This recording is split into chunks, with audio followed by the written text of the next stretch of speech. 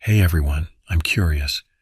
Where are you all tuning in from? It would be great to hear a bit about the different places our community is connecting from around the world. Share where you're watching from and maybe a fun fact about your local area. I'm always excited to learn more about the amazing people who support us. Can't wait to hear your stories. Best regards. The woods have a way of revealing truths we're not prepared to face. That's something I learned in the autumn of 2003, though I wish I'd remained ignorant. Some knowledge changes you forever, corrupts the lens through which you view the world. I'm committing this account to paper because I must preserve what happened, even as each word revives memories I've spent years trying to bury. My daughter Emily was only 10 that year. We lived in a modest apartment in Richmond, Virginia, just the two of us since her mother walked out when Emily was 4.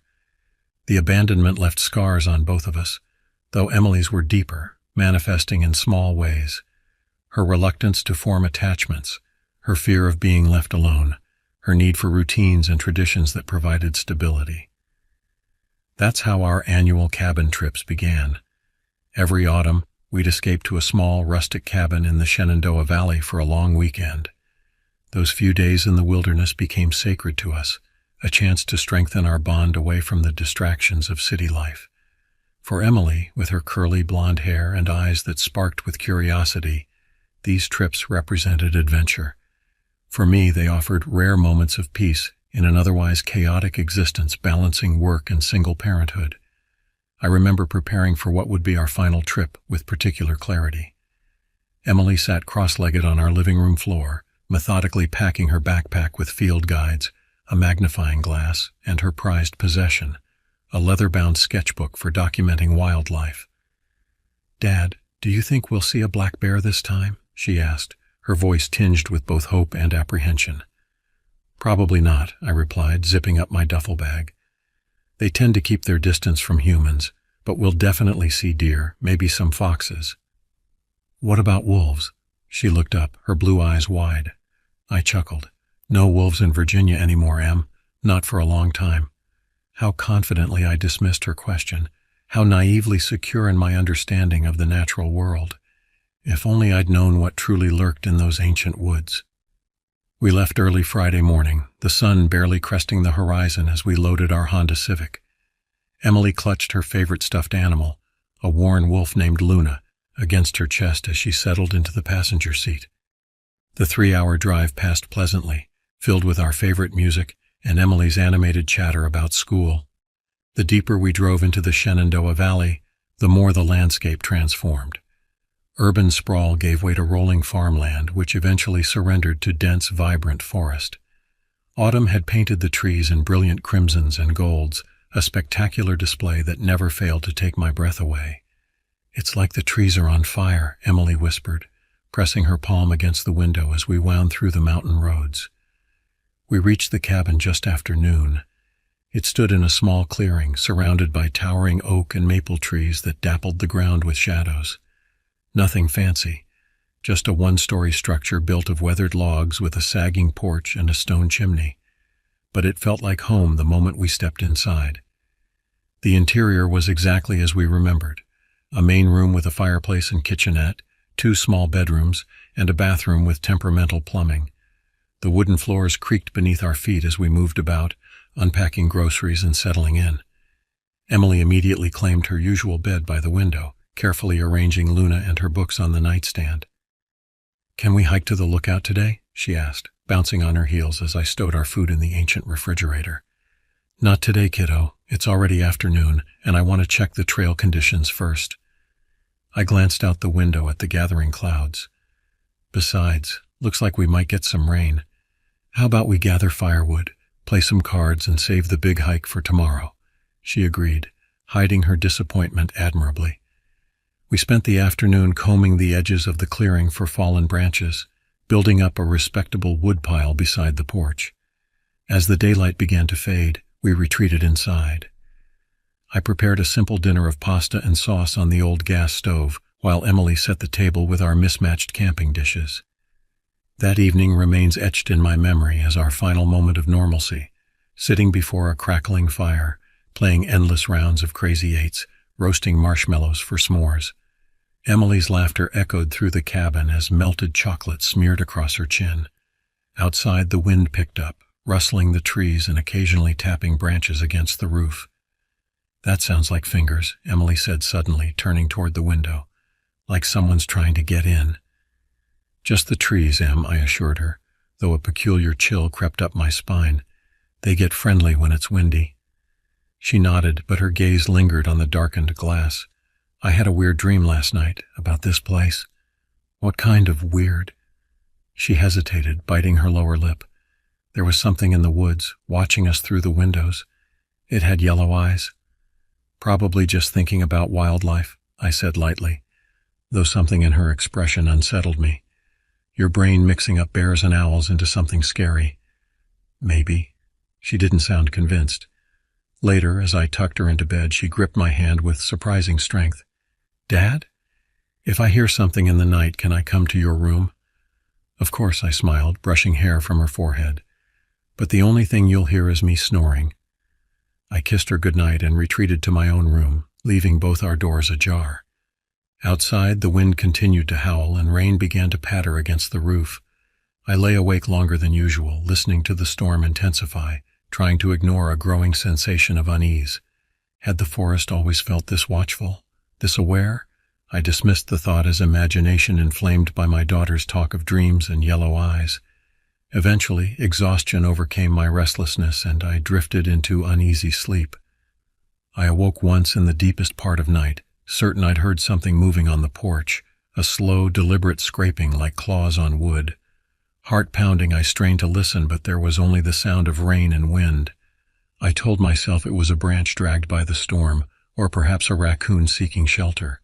I had no way of knowing that this night marked the beginning of our nightmare, that the sounds I dismissed were the first herald of a horror beyond comprehension. By the time dawn broke through leaden clouds, we were still blissfully ignorant of what awaited us in the ancient forests of the Shenandoah. Sometimes ignorance truly is the only mercy we're granted. Morning arrived with lingering mist hugging the treetops and air scrubbed clean by the night storm. After a breakfast of pancakes and hot chocolate, Emily stood at the window, pointing excitedly at a pair of deer grazing at the forest's edge. "Can we go to the lookout now?" she asked, already pulling on her hiking boots. The rain stopped. I checked my watch, just past 9. "Sure, plenty of daylight ahead. Let's pack some lunch." The trail began about a quarter-mile from our cabin, a narrow path that wound through increasingly dense forest before climbing to a rocky outcropping that offered spectacular views of the valley. We'd hiked it many times before, and I knew the round trip would take about 4 hours at Emily's pace, with plenty of stops for her to examine interesting fungi or sketch wildflowers. As we set out, I noticed something unusual. The forest seemed quieter than normal. No birdsong, no rustling of small animals in the underbrush, just the sound of our boots on damp earth and the occasional drip of water from saturated leaves. I dismissed my unease, attributing the silence to the aftermath of the storm. The first mile passed pleasantly enough. Emily pointed out mushrooms sprouting from fallen logs and collected colorful leaves for her scrapbook. The sun occasionally broke through the clouds, casting dappled light across the forest floor. But as we ventured deeper, the atmosphere shifted subtly. The trees grew older, their trunks wider and more gnarled. Moss hung in thick curtains, and the underbrush thinned, as though the ancient sentinels guarding this part of the forest allowed nothing to intrude upon their domain. The air felt heavier, tinged with a musty scent like rotting vegetation. "Dad, look!"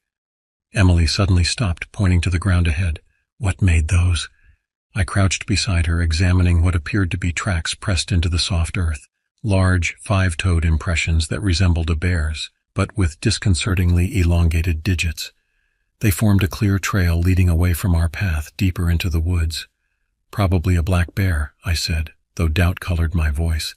The tracks seemed wrong, too large, the claws too prominent. "Let's stick to our trail, okay?" Emily nodded, but her gaze lingered on the mysterious prints. We continued upward, reaching the lookout just before noon. Despite my growing disquiet, I had to admit the view was spectacular. Rolling mountains blanketed in autumn foliage stretching to the horizon, the valley floor a patchwork of fields and forests. We ate our sandwiches perched on sun-warmed rocks. the peculiar tracks temporarily forgotten as Emily chattered about school and her friends. Yet I couldn't shake the sense of being observed, a prickling awareness that raised the hair on my neck whenever I glanced toward the tree line. On our descent, we encountered the tracks again, or rather they intersected our path, as though whatever made them had deliberately crossed where we would walk. "Can we follow them, just for a little bit?" Emily pleaded, her natural curiosity overcoming any trepidation. I hesitated, checking my watch. We had plenty of daylight left and the sky remained clear. "Just for 15 minutes, I conceded. "Then we head straight back to the cabin. Deal?" "Deal," she beamed, immediately setting off along the strange trail. The tracks led us away from the marked path, weaving between massive trees whose canopies blocked much of the sunlight. I found myself checking my watch frequently as we penetrated deeper into unfamiliar territory, increasingly certain we should turn back. "5 more minutes, Em," I called as she darted ahead. "Dad, I found something." Her voice echoed with excitement and a tinge of apprehension. I hurried forward and emerged into a small clearing I hadn't known existed.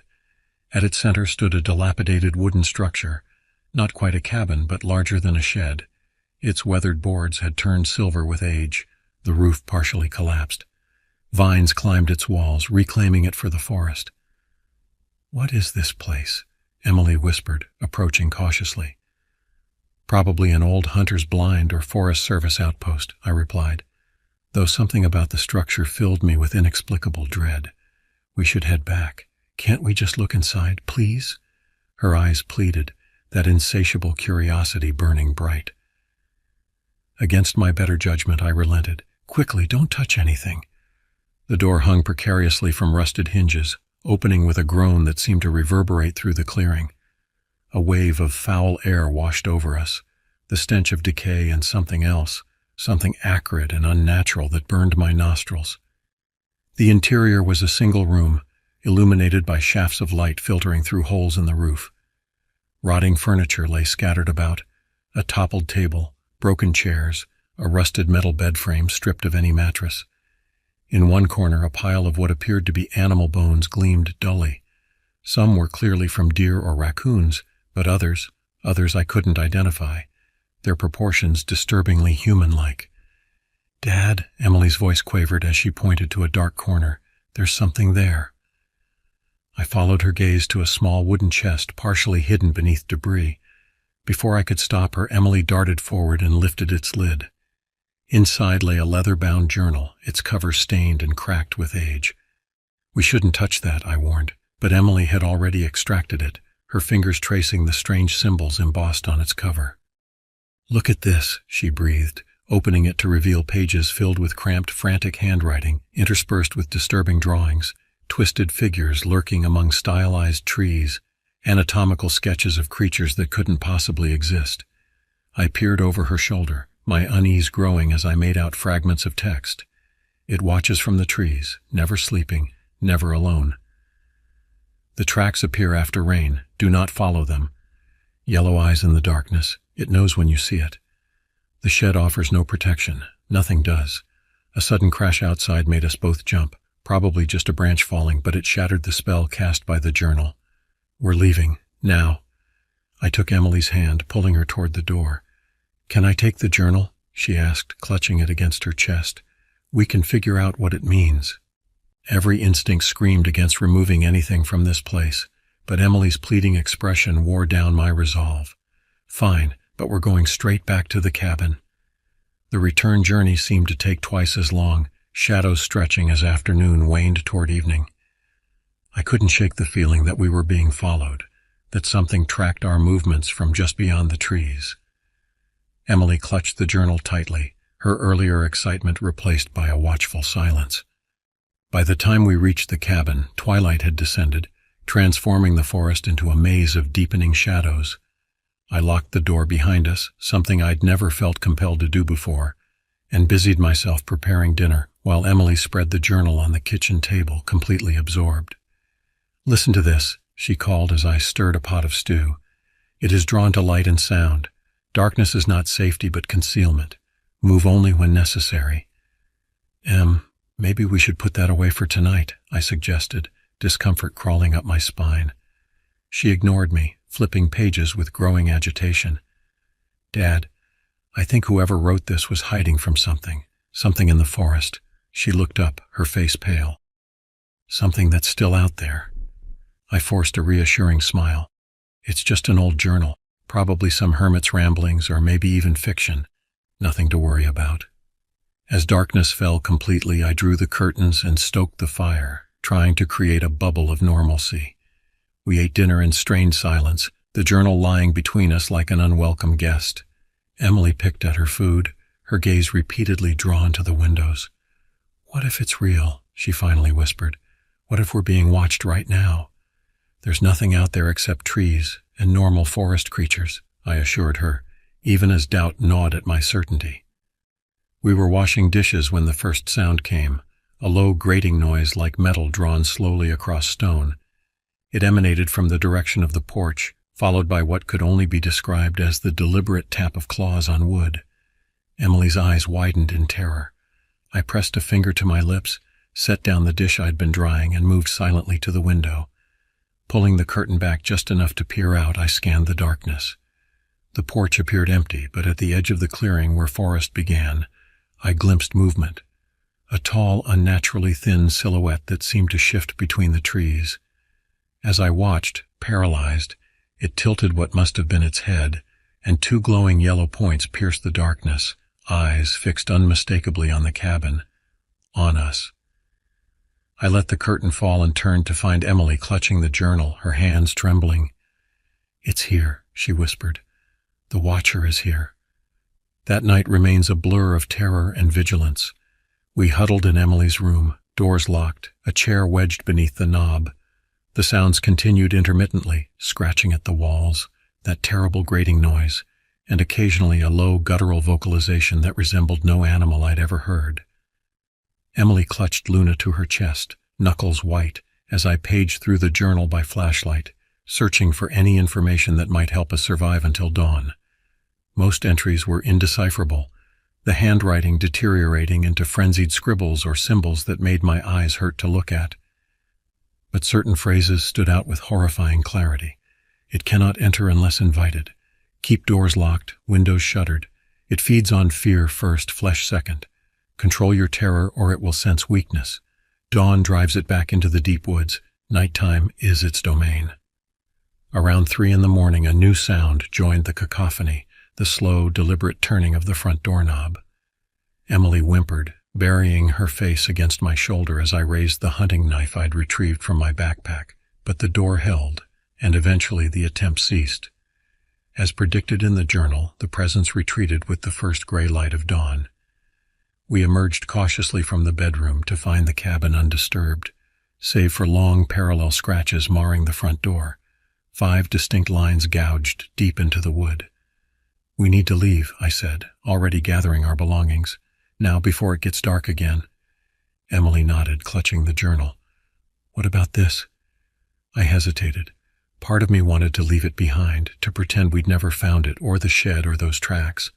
But a deeper instinct warned that knowledge, however terrifying, was our only protection. "Bring it," I decided. "We might need it." We packed in frantic silence, constantly glancing toward the windows as though expecting to see that elongated silhouette emerging from the trees. The forest seemed to watch our preparations with malevolent patience, as though aware we couldn't escape so easily. The drive home passed in tense silence, Emily hunched in the passenger seat, the journal open on her lap. Occasionally she would read passages aloud, her voice barely audible over the car's engine. "Distance offers no safety. Once it has your scent, your image, it can find you anywhere.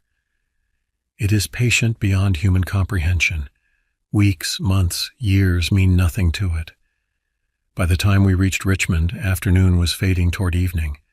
Our apartment, typically unremarkable in its urban ordinariness, suddenly seemed like a sanctuary. I secured every lock, drew all curtains, and tried to reassure Emily with pizza and a movie she loved. But her smile never reached her eyes, and when she finally fell asleep on the couch, exhaustion overcame fear. I carried her to bed, knowing our ordeal was far from over. That week passed in a semblance of normalcy. Emily attended school. I returned to my job at the engineering firm. We spoke little of what had happened, as though acknowledging it might somehow strengthen whatever connection had been established. But signs accumulated that something had followed us home. Small scratches appeared on our apartment door. Emily reported yellow eyes watching from the parking lot when she glanced out her bedroom window. Twice I woke at precisely 3:17 a.m. to the sound of that distinctive metallic scraping outside, only to find nothing when I investigated. Emily's nightmares worsened. She would wake screaming about the Watcher, describing how it stood over her bed, spindly fingers reaching for her face. Dark circles formed beneath her eyes as sleep deprivation took its toll. Her teachers called, concerned about her inability to focus and her new habit of constantly checking the windows during class. After 2 weeks of escalating phenomena, I found Emily in the living room at midnight, hunched over the journal with papers spread around her. She'd been methodically transcribing and analyzing its contents, creating timelines and patterns I hadn't noticed. "Dad," she looked up, her young face grave with understanding beyond her years, "I know what it is." She pointed to a particularly disturbing illustration. A tall, emaciated figure with elongated limbs, its head a featureless oval save for those piercing eyes. Annotations surrounded the drawing, including a word repeated in various languages: voyeur, watcher, observateur, beobachter. "It's old," Emily explained, her voice steadier than it had been in days. "The journal belonged to different people over time. See the handwriting changes? They all encountered it in those woods. Some escaped, but it followed them. Others—" She swallowed hard. "Others didn't leave the cabin alive." "How does this help us?" I asked, fighting rising despair. There might be a way to stop it. She flipped to the journal's final pages, where a different hand had written in a more controlled script. "This person did research. They found stories about the Watcher going back to the 1700s, when settlers first came to the valley. Before that, Native American legends warned about a creature that stalked from the trees. The next day I called in sick and drove to the university library while Emily was at school. The reference librarian raised an eyebrow at my requests: local folklore, unexplained disappearances in the Shenandoah Valley, Native American legends of malevolent forest entities, but directed me to relevant materials. Hour after hour I pored over dusty tomes and microfiche newspapers, piecing together a horrifying pattern. Every few decades, reports would emerge of hikers or campers vanishing in specific areas of the national park. Some were found weeks later, their bodies mutilated in ways that defied conventional predator attacks. Most were never recovered. I was so absorbed that I jumped when someone spoke behind me. "Finding what you need?" I turned to find an elderly man watching me intently, his rheumy eyes magnified behind thick glasses. His library badge identified him as Vernon Blackwood, Emeritus Professor of Anthropology. "Just researching local legends," I replied cautiously. He studied the material spread before me, his expression darkening. "Not just any legends. You're looking for the Watcher." My blood ran cold. "You know about it?" Vernon glanced around, then lowered his voice. "My office, 10 minutes." His cluttered office contained artifacts from around the world, tribal masks, ceremonial objects, and shelves overflowing with obscure texts. He closed the door firmly behind us. "I've studied the Watcher for 40 years, he said without preamble. "Ever since it took my brother in 1963. The authorities called it a hiking accident, but I knew better. I saw it watching from the trees at his funeral." "What is it?" I asked, desperation evident in my voice.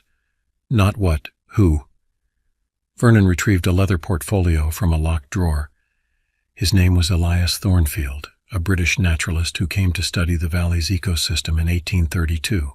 His methods were unorthodox. Local tribes warned him about sacred sites he shouldn't disturb, but he ignored them. He spread photographs of yellowed journal pages across his desk, entries in the same distinctive hand as sections of our journal.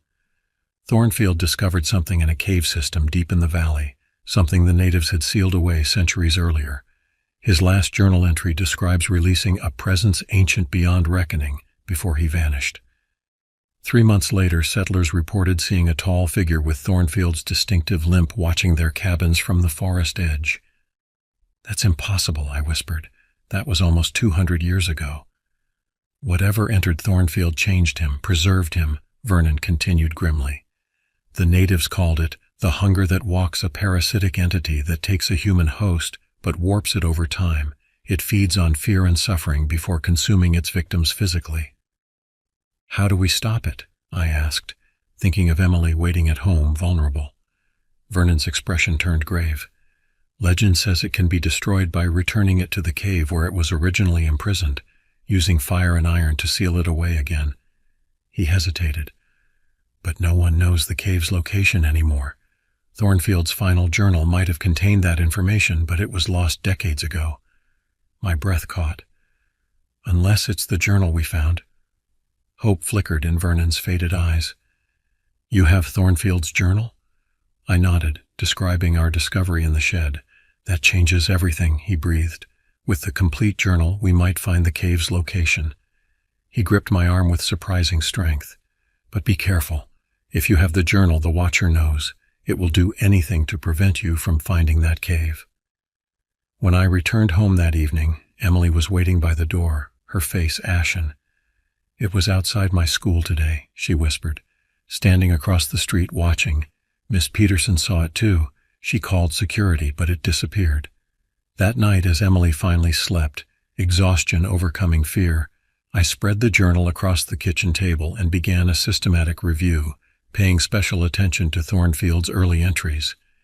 If the cave location was documented anywhere, it would be here. Around 2 a.m. I found it, a crude map drawn on what appeared to be the journal's original end paper, partially obscured by later additions. It showed landmarks I recognized, a distinctive lightning-struck oak we'd passed on our hikes, the unusual rock formation known locally as Chimney Top, and what appeared to be the entrance to a cave system marked with a warning, primum non nocere, first, do no harm. I knew then what we had to do, return to the valley, find the cave, and end this nightmare once and for all. The scratching at our apartment door that night seemed almost triumphant, as though the Watcher sensed our plans and relished the challenge. As dawn broke, I made a decision that would either save us or doom us completely. We would return to the cabin that weekend, armed with the journal and Vernon's knowledge, to confront the entity that had haunted the valley for nearly 2 centuries, the Watcher that had once been Elias Thornfield. Preparing for our return to the Shenandoah felt like readying for war, a war against an enemy I still struggled to comprehend. Vernon agreed to accompany us, his lifetime of research potentially our only advantage. We'll need specific supplies, he instructed as we met in a coffee shop far from my apartment, where I felt marginally safer discussing our plans. Iron nails, hand-forged if possible, salt, kerosene, torches, and something of significance to Thornfield. The journal itself, I suggested. Vernon nodded grimly. That should suffice. The entity within him covets it, has been seeking it for generations.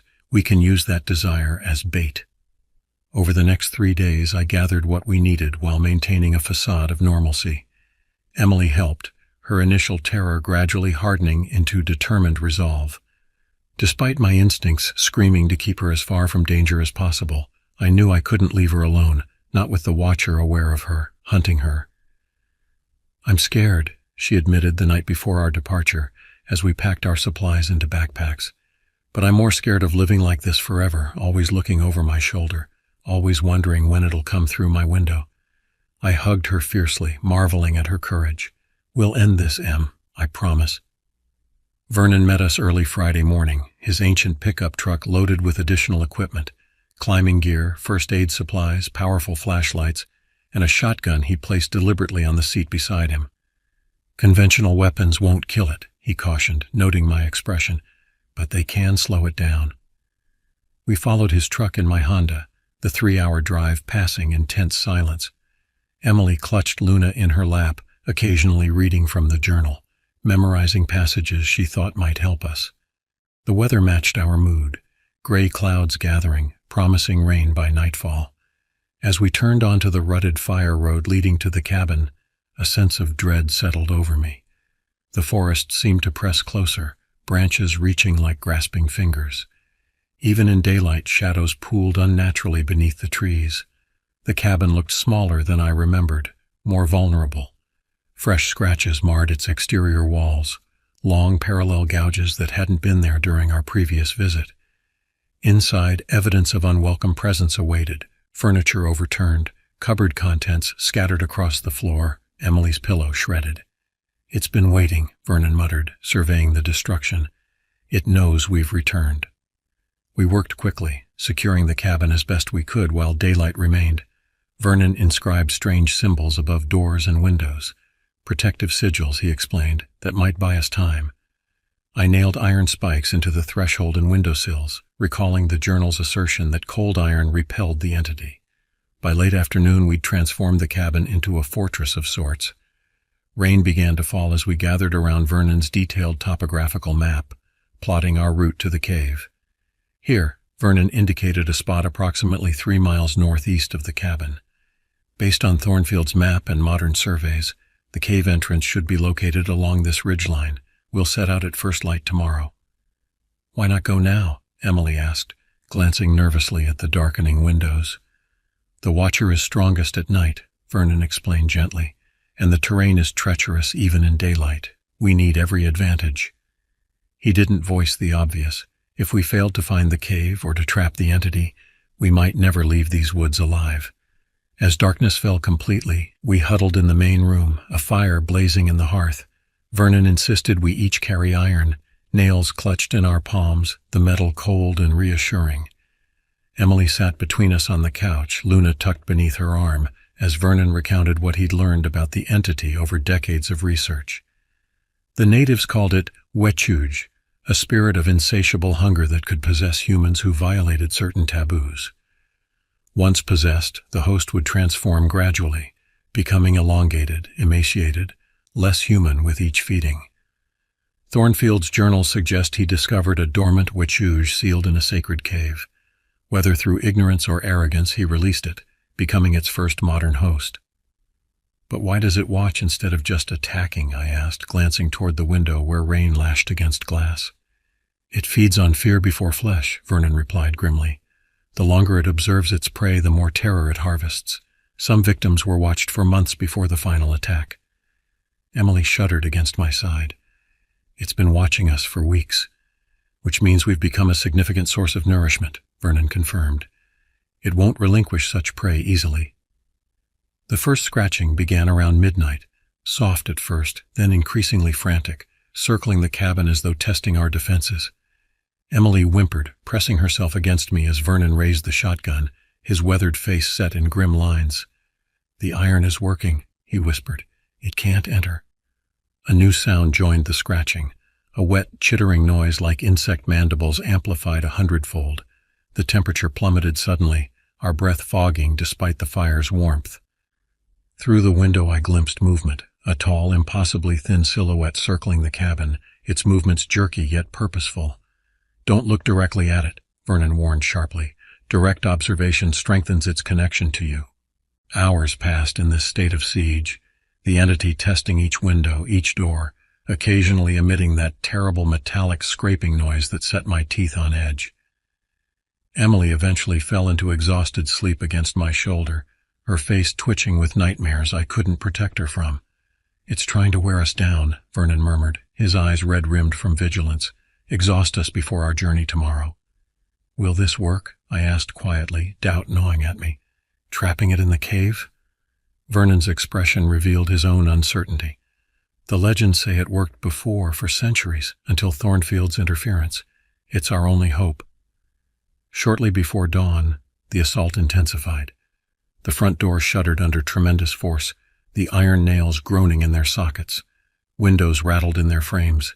That chittering sound rose to a fever pitch, punctuated by what could only be described as words, distorted, barely comprehensible, but undeniably human in origin. "Journal, mine." The voice grated like stone on metal. "Child, taste fear." Emily jerked awake with a cry, her eyes wild with terror. I held her tightly as Vernon moved to reinforce the door, pressing his weight against it as something on the other side continued to hammer with inhuman strength. And then, abruptly, it ceased. Dawn's gray light filtered through rain-streaked windows, revealing a forest shrouded in mist. The Watcher had retreated, for now. "We move in 30 minutes, Vernon announced, already checking his equipment. It'll be weaker during daylight but not absent. We must reach the cave by nightfall. As Emily and I gathered our backpacks, I noticed her hands trembling.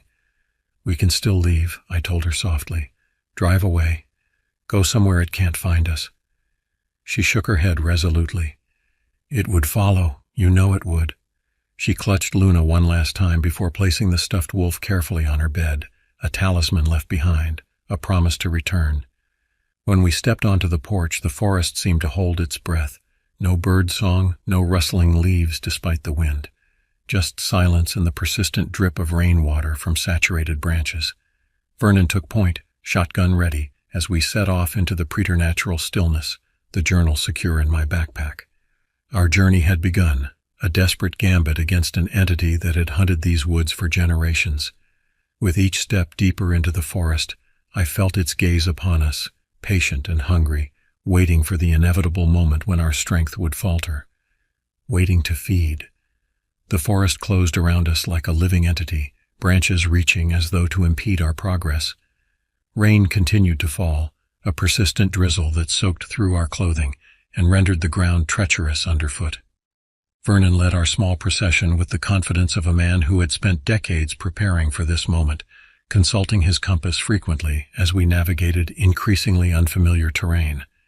Emily stayed between us, her face set in determined lines that occasionally cracked to reveal the terrified child beneath.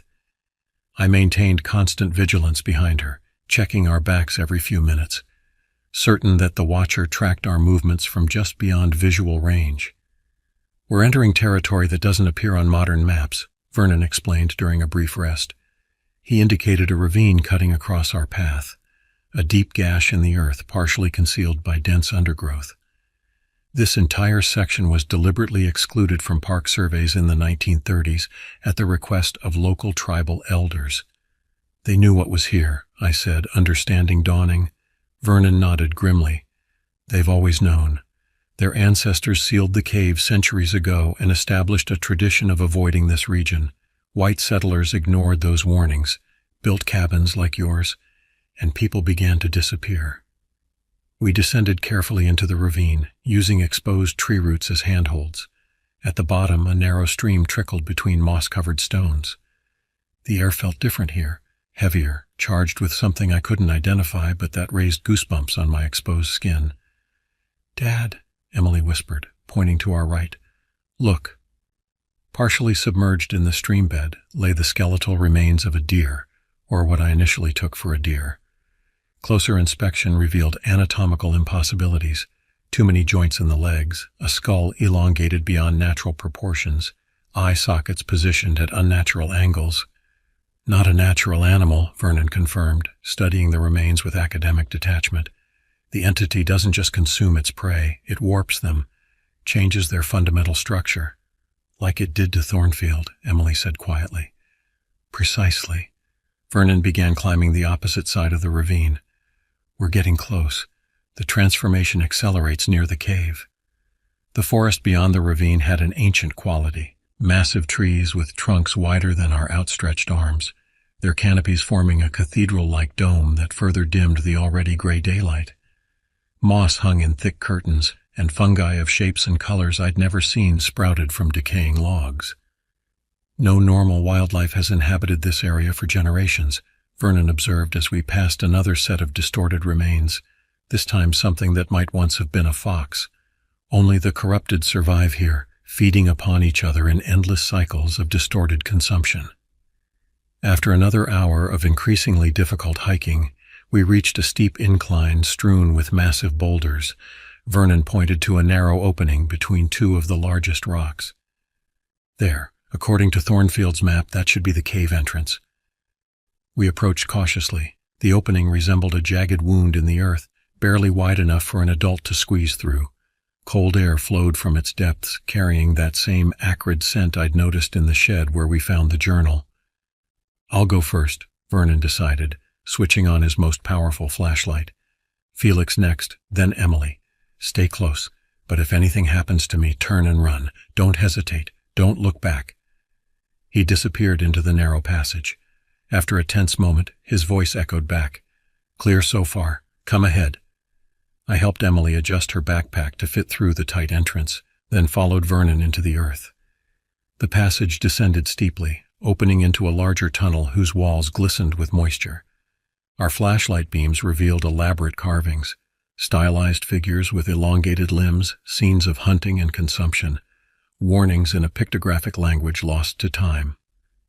The natives documented their first encounter with the entity, Vernon whispered, his light tracing one particularly disturbing image of a tall figure emerging from a human body, like a butterfly from a chrysalis, and their method of containing it.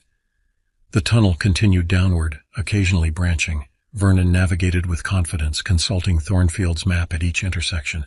The air grew colder, damper, that acrid scent intensifying until it burned my nostrils with each breath. "We're beneath the heart of the old forest now," Vernon explained as we entered a larger chamber. "The deepest part of the cave system should be just ahead." Emily suddenly froze, clutching my arm. "Dad," she whispered, her voice tight with terror. "It's here." In the same instant, our flashlights flickered and died, plunging us into absolute darkness. The silence that followed was broken only by our ragged breathing. And then, from somewhere in the blackness ahead, that familiar chittering sound. "Iron," Vernon hissed. "Hold your iron nails." I fumbled in my pocket, extracting the cold metal spikes as Emily pressed against me, trembling. Ahead, yellow eyes blinked open, two glowing points floating in the darkness, watching us with malevolent intelligence. "Journal!" The voice grated through the darkness, no longer distant but terrifyingly close. "Mine!" Vernon's shotgun blast shattered the darkness momentarily, illuminating a scene from Nightmare, the Watcher fully revealed. Its body resembled a human framework stretched beyond all natural proportion, skin pulled tight over elongated bones. The face retained horrifying hints of what must have been Elias Thornfield. Hollow cheeks, a prominent brow, eyes burning with unnatural light, but distorted into something barely recognizable as human. The entity shrieked, a sound like tearing metal, as the shotgun pellets tore through its emaciated form. It retreated into darkness, but the damage seemed minimal, more annoyance than injury. "The central chamber!" Vernon shouted, his voice echoing through the cave. "Run!" We stumbled forward blindly, one hand trailing along the damp wall for guidance, the other clutching our iron talismans. Behind us, the chittering grew louder, interspersed with that terrible scraping sound, claws on stone pursuing relentlessly. The passage widened suddenly, and we emerged into a vast underground chamber. Our flashlights sputtered back to life, revealing a space larger than I'd imagined possible, a cathedral beneath the earth. Stalactites hung like petrified tears from the distant ceiling, while stalagmites rose from the floor in formations resembling grasping hands. At the chamber's center stood a stone altar, a flat slab surrounded by smaller stones arranged in a pattern that hurt my eyes to look at directly. Ancient symbols covered its surface, partially erased by time but still recognizable as similar to those in Thornfield's journal. "There," Vernon pointed with shaking hand. "That's where it was bound before. We need to recreate the circle and—" The flashlights died again as a howling wind tore through the chamber, carrying the smell of rot and that distinctive acrid scent. The temperature plummeted, my breath clouding before me in the beam of the emergency light I managed to activate. The Watcher entered the chamber, no longer concealing itself in darkness. It moved with unnatural grace despite its distorted proportions, those yellow eyes fixed upon us with terrifying intelligence. In the dim light, I could see the remnants of Thornfield more clearly, tattered clothing still clinging to its frame, a pocket watch chain dangling from its elongated vest, boots stretched to accommodate the impossible length of its feet. "The journal," Vernon demanded, his voice steady despite his obvious fear. "We need it now." I fumbled with my backpack, extracting the leather-bound volume as the Watcher stalked closer, its head tilted in an attitude of macabre curiosity. Emily pressed against my side, her small hand gripping mine with surprising strength. "Mine," the Watcher rasped, extending one impossible arm toward us, fingers elongated into claw-like appendages. "Return what was taken." Vernon raised the shotgun again, but the entity moved with blinding speed, crossing the chamber and knocking him aside with casual violence. He slammed against a stalagmite with sickening force, crumpling to the ground. The Watcher turned its attention to us, those burning eyes fixed on the journal in my hands. Time seemed to slow as I made a desperate calculation. Vernon incapacitated, no clear path to the altar, Emily vulnerable beside me. "Take it," I said suddenly, holding the journal toward the watcher. Emily gasped beside me, but I squeezed her hand in silent reassurance. "It's yours. That's what you want, isn't it? Thornfield's journal?" The entity paused, head tilting further until it was at an impossible angle. It seemed to consider my offer, those yellow eyes flickering between my face and the journal. Slowly it extended one grotesque hand. "Mine," it repeated, something like satisfaction in its grating voice. As its claws closed around the journal, I lunged forward, driving an iron nail deep into its emaciated wrist. The watcher shrieked, a sound that threatened to shatter my eardrums as black ichor spurted from the wound. It recoiled, dropping the journal, which fell open to reveal Thornfield's map, the very page we needed. "Emily, run," I shouted, snatching up the fallen journal and sprinting toward the altar. "Get to Vernon." The watcher recovered quickly, its wounded limb already regenerating as it gave chase. I reached the altar seconds before those terrible claws would have closed around my throat, slapping the journal onto the stone surface where it fell open to Thornfield's final entry, a page covered in the same symbols carved into the altar's surface.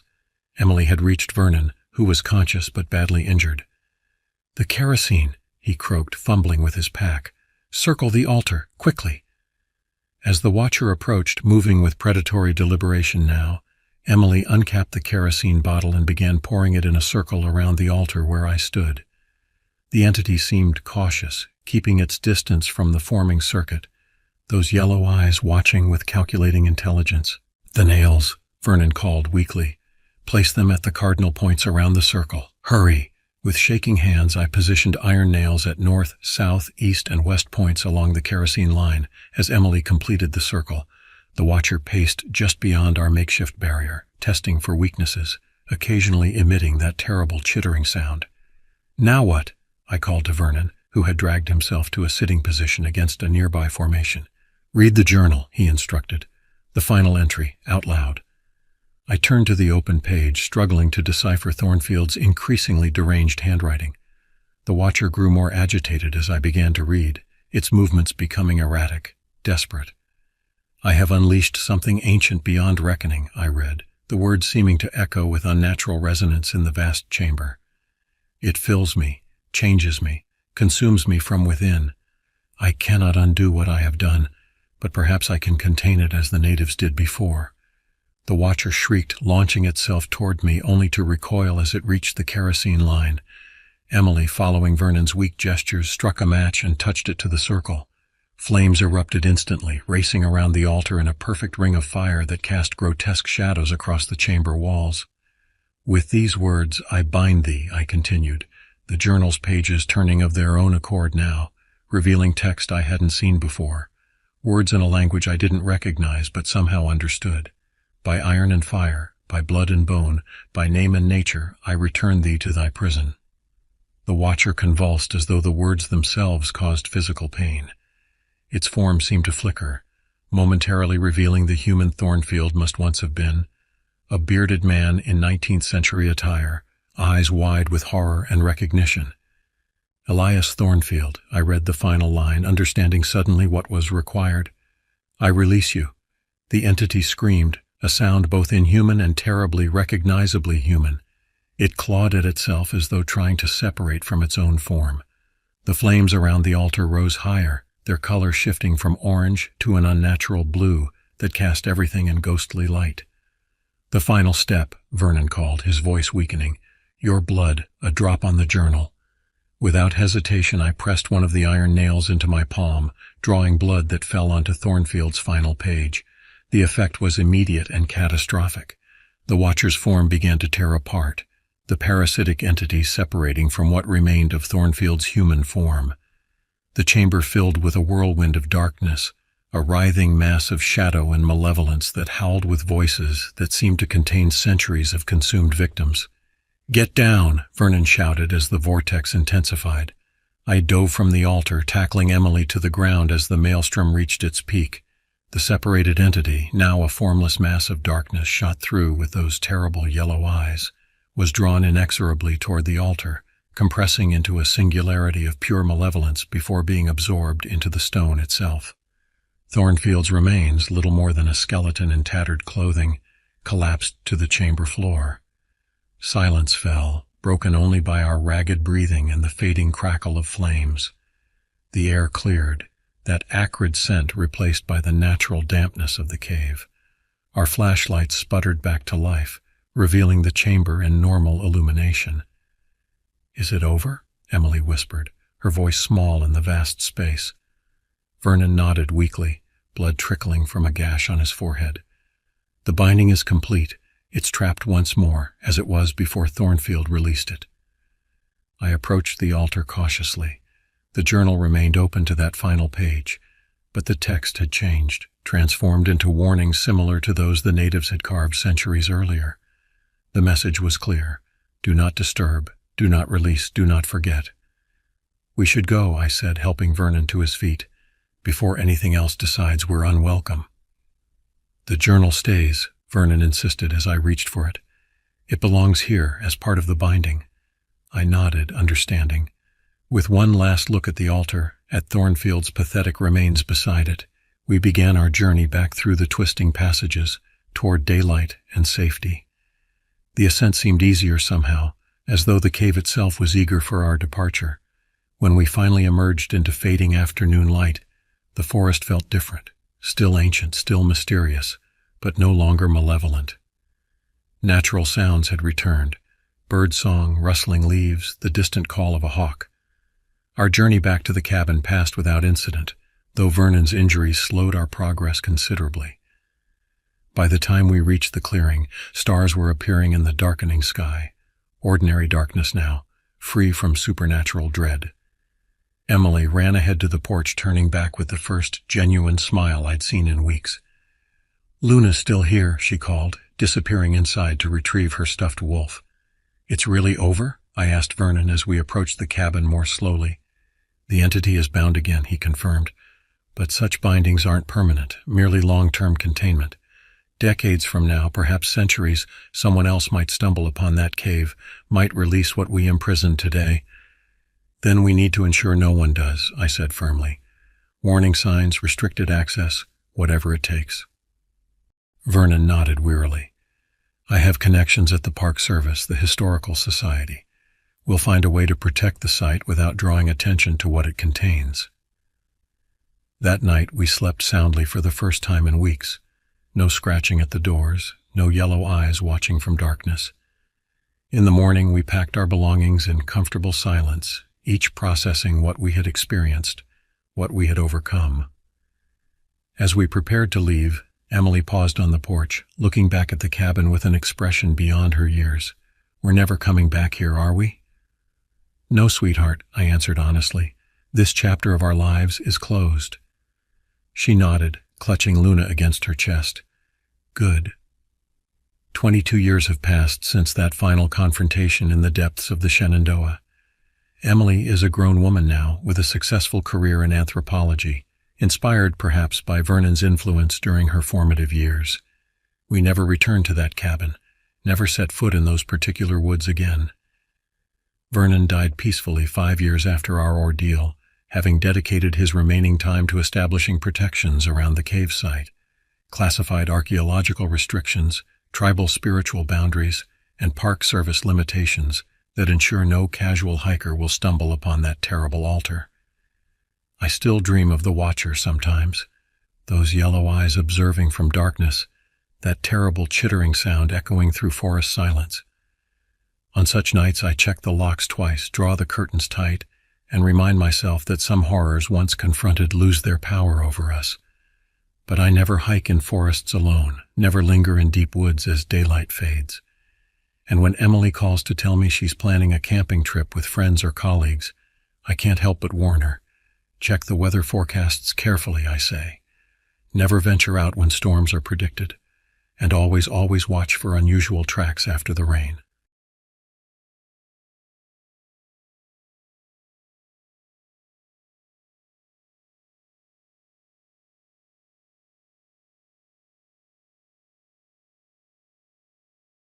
The decision to escape to my uncle's cabin came during one of those late nights at the office, when the fluorescent lights seemed to buzz with the same intensity as my frayed nerves.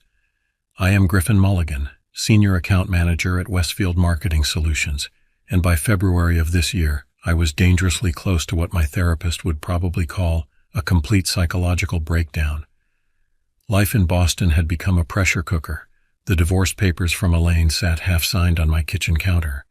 My boss had started sending emails at 3 a.m. expecting immediate responses, and my apartment felt less like a home and more like a way station between stress-filled days. When my phone lit up with Holden's name that Wednesday night, I was staring at spreadsheets that had long since blurred into meaningless patterns. "Griff, my man," Holden's voice boomed through the speaker. "I've got the solution to all your problems. Your uncle still has that cabin up in New Hampshire, right? The one near White Mountain?" Holden, Reeves, and I had been friends since our freshman year at UMass, when we'd bonded over cheap beer and a shared hatred of calculus. Where I had chosen the corporate path, Holden had bounced between jobs: bartender, freelance graphic designer, and currently tech support specialist. What he lacked in career ambition, he made up for with boundless enthusiasm for fringe theories and weekend adventures. "Yeah, Uncle Jerry still has it. He hasn't been up there in ages, though," I replied, rubbing my eyes. "Perfect. I already called Sage. We're going this weekend. No excuses." Sage Collins completed our unlikely trio. She'd transferred to UMass our junior year and quickly integrated herself into our friendship with her perpetual optimism and gentle prodding to expand our consciousness. Now she worked at a wellness center, guiding meditation sessions and selling homemade essential oils. The crystal pendant she never removed had become something of a trademark. "I don't know, Holden," I hesitated, though a part of me was already warming to the idea. "I've got a presentation on Monday, and you'll do better if you're not a complete wreck," he interrupted. "Come on, man. When's the last time you did something just for yourself?" He had a point. I couldn't remember. So that's how I found myself, 2 days later, packing my old Subaru with sleeping bags, coolers of food, and more flannel than any reasonable person should own. Holden claimed shotgun immediately, his 6-foot frame folding awkwardly into the passenger seat, while Sage situated herself in the back, surrounded by her bags of organic snacks and what she called her emergency crystal kit. "This is exactly what your aura needs, Griffin," Sage said, leaning forward between the seats. Her blonde dreadlocks swayed as she nodded seriously. "It's been this murky brown color for months. We need to get you back to a nice, vibrant blue." Holden snorted. "I think he needs beer more than crystals, Sage." "He can have both," she replied serenely. The 5-hour drive north stretched to 7, with Holden insisting we stop at a UFO museum. This could be important research, guys. A roadside stand selling homemade jerky. You can't get venison like this in Boston. And what he claimed was the site of a 1950s government mind control experiment, but looked suspiciously like an abandoned gas station. By the time we turned onto the dirt road leading to Uncle Jerry's cabin, darkness had settled over the forest. Bare branches scratched against the car like skeletal fingers, and the headlights illuminated only a narrow tunnel ahead, the dense woods swallowing the light beyond. "This is horror movie 101, Holden commented, peering through the windshield. "Isolated cabin, 3 unsuspecting victims, pitch black forest." "Don't be dramatic," I said, though the thought had crossed my mind. The cabin appeared around the final bend, a dark silhouette against the night sky. It was smaller than I remembered, a simple 1-story structure with a pitched roof and a small porch. Uncle Jerry had built it himself in the 70s, a retreat from his job as a high school principal. Now retired and living in Florida, he rarely made the trip north. As I cut the engine, a profound silence descended, broken only by the ticking of the cooling car and the distant call of an owl. The air felt heavy, cold, and somehow expectant. "We're here," I announced unnecessarily. Sage was the first out of the car, stretching her arms toward the sky. "Oh my God, the energy here is incredible. Do you feel that? It's so primal." Holden grabbed a duffel bag and his ever-present backpack. "I feel like I need to take a leak after that drive. Let's get inside." The key was where Uncle Jerry always kept it, under a false rock by the porch steps. The door opened with a protesting creak, releasing the musty scent of disuse. I fumbled for the light switch, and a single overhead bulb flickered to life, revealing a space frozen in time. Wood paneling covered the walls, decorated with faded photographs of fishing trips and mounted antlers.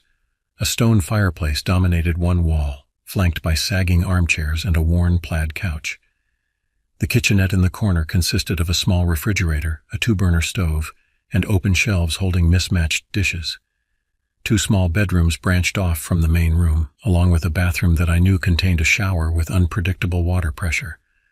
"Man, this place is a dump," Holden said, kicking an empty beer can across the floor. Dust motes swirled in the light. "It's got character," Sage replied, smiling as she placed her hand on the rough wooden walls like she was communing with the spirit of the cabin itself. I chuckled. "Yeah, well, it's free, so I'm not complaining." We unpacked quickly, stowing our food in the ancient refrigerator and claiming our sleeping spaces. I took Uncle Jerry's room with its queen-sized bed and fishing magazines stacked in the corner. Sage took the second bedroom, while Holden declared himself perfectly happy on the couch. Within an hour, we had a fire crackling in the fireplace, beers opened, and the initial chill of the cabin fading. Holden had brought along his portable speaker, and the low hum of classic rock provided a comforting background to our conversation. "So," Holden said, cracking open his third beer, "did your uncle ever tell you about any weird things happening up here? Strange lights in the sky, missing hikers, unexplained phenomena?" His eyebrows waggled suggestively. I rolled my eyes. "It's just a normal cabin in the woods, Holden." "No place is just normal," Sage interjected, her eyes reflecting the firelight. "Every location has its own energy, its own history. These mountains have been here long before people built cabins on them."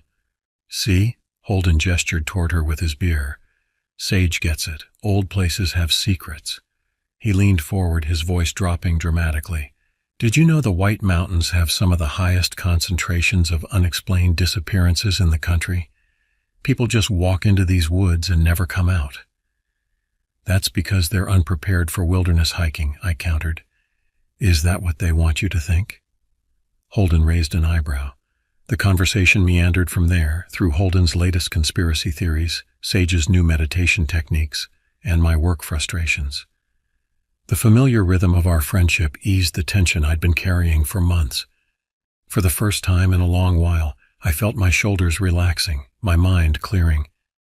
That's when we heard it. A heavy thump against the exterior wall, like something substantial had struck the cabin. We all froze mid-conversation. "What the hell was that?" Holden asked, his eyes wide.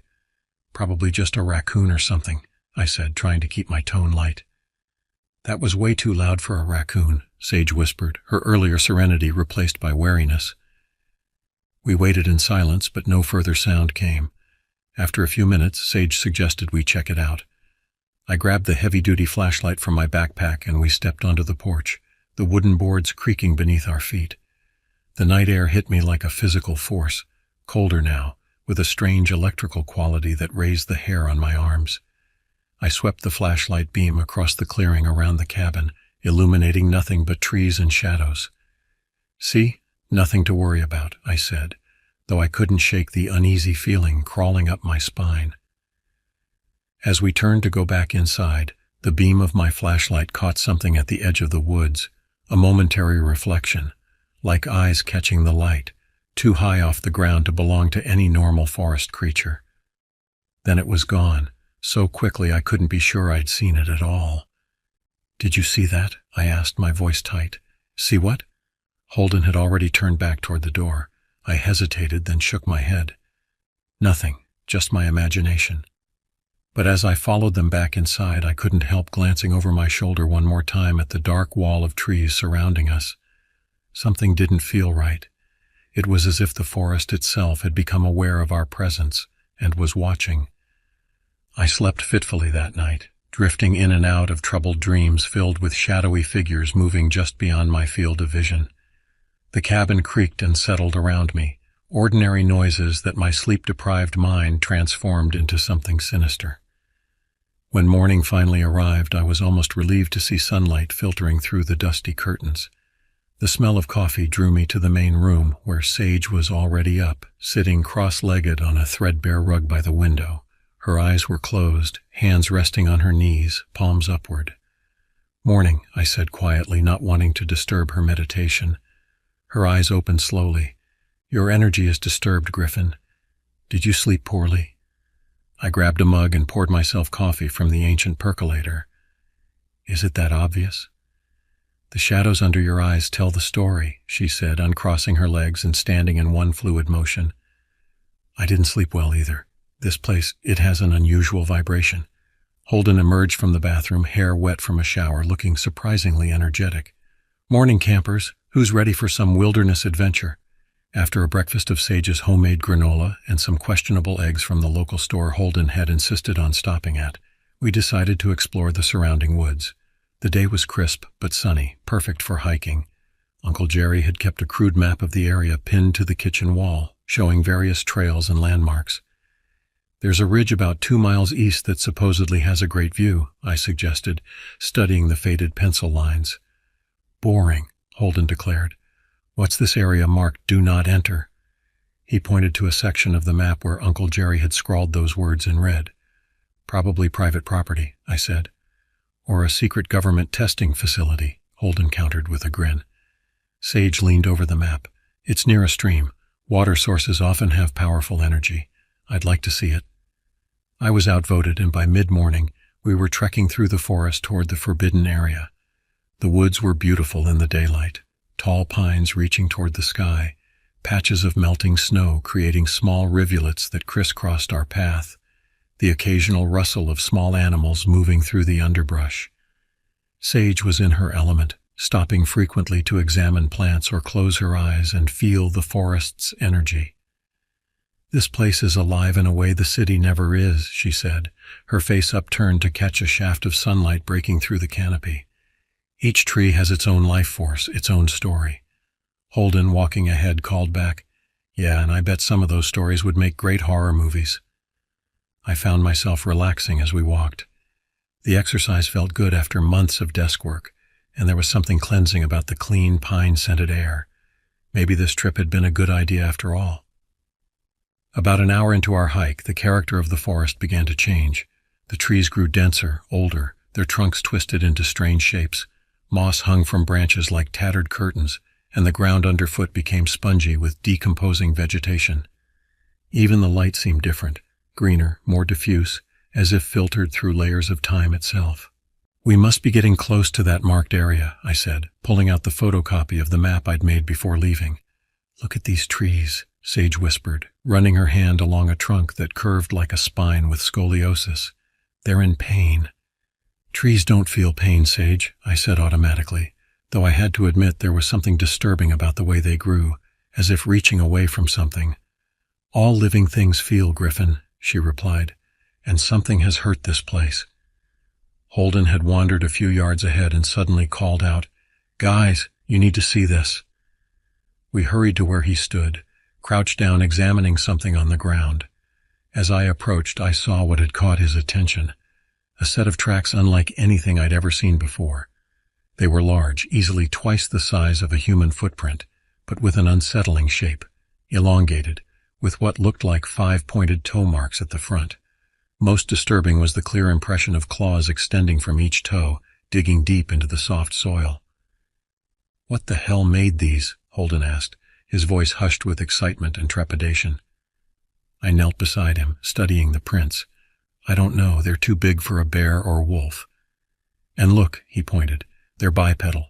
Whatever made these walks on 2 legs?" A chill ran down my spine despite the afternoon warmth. 2-legged with massive clawed feet? Nothing native to New Hampshire fit that description. "There's something else," Sage said, pointing to faint marks alongside the prints.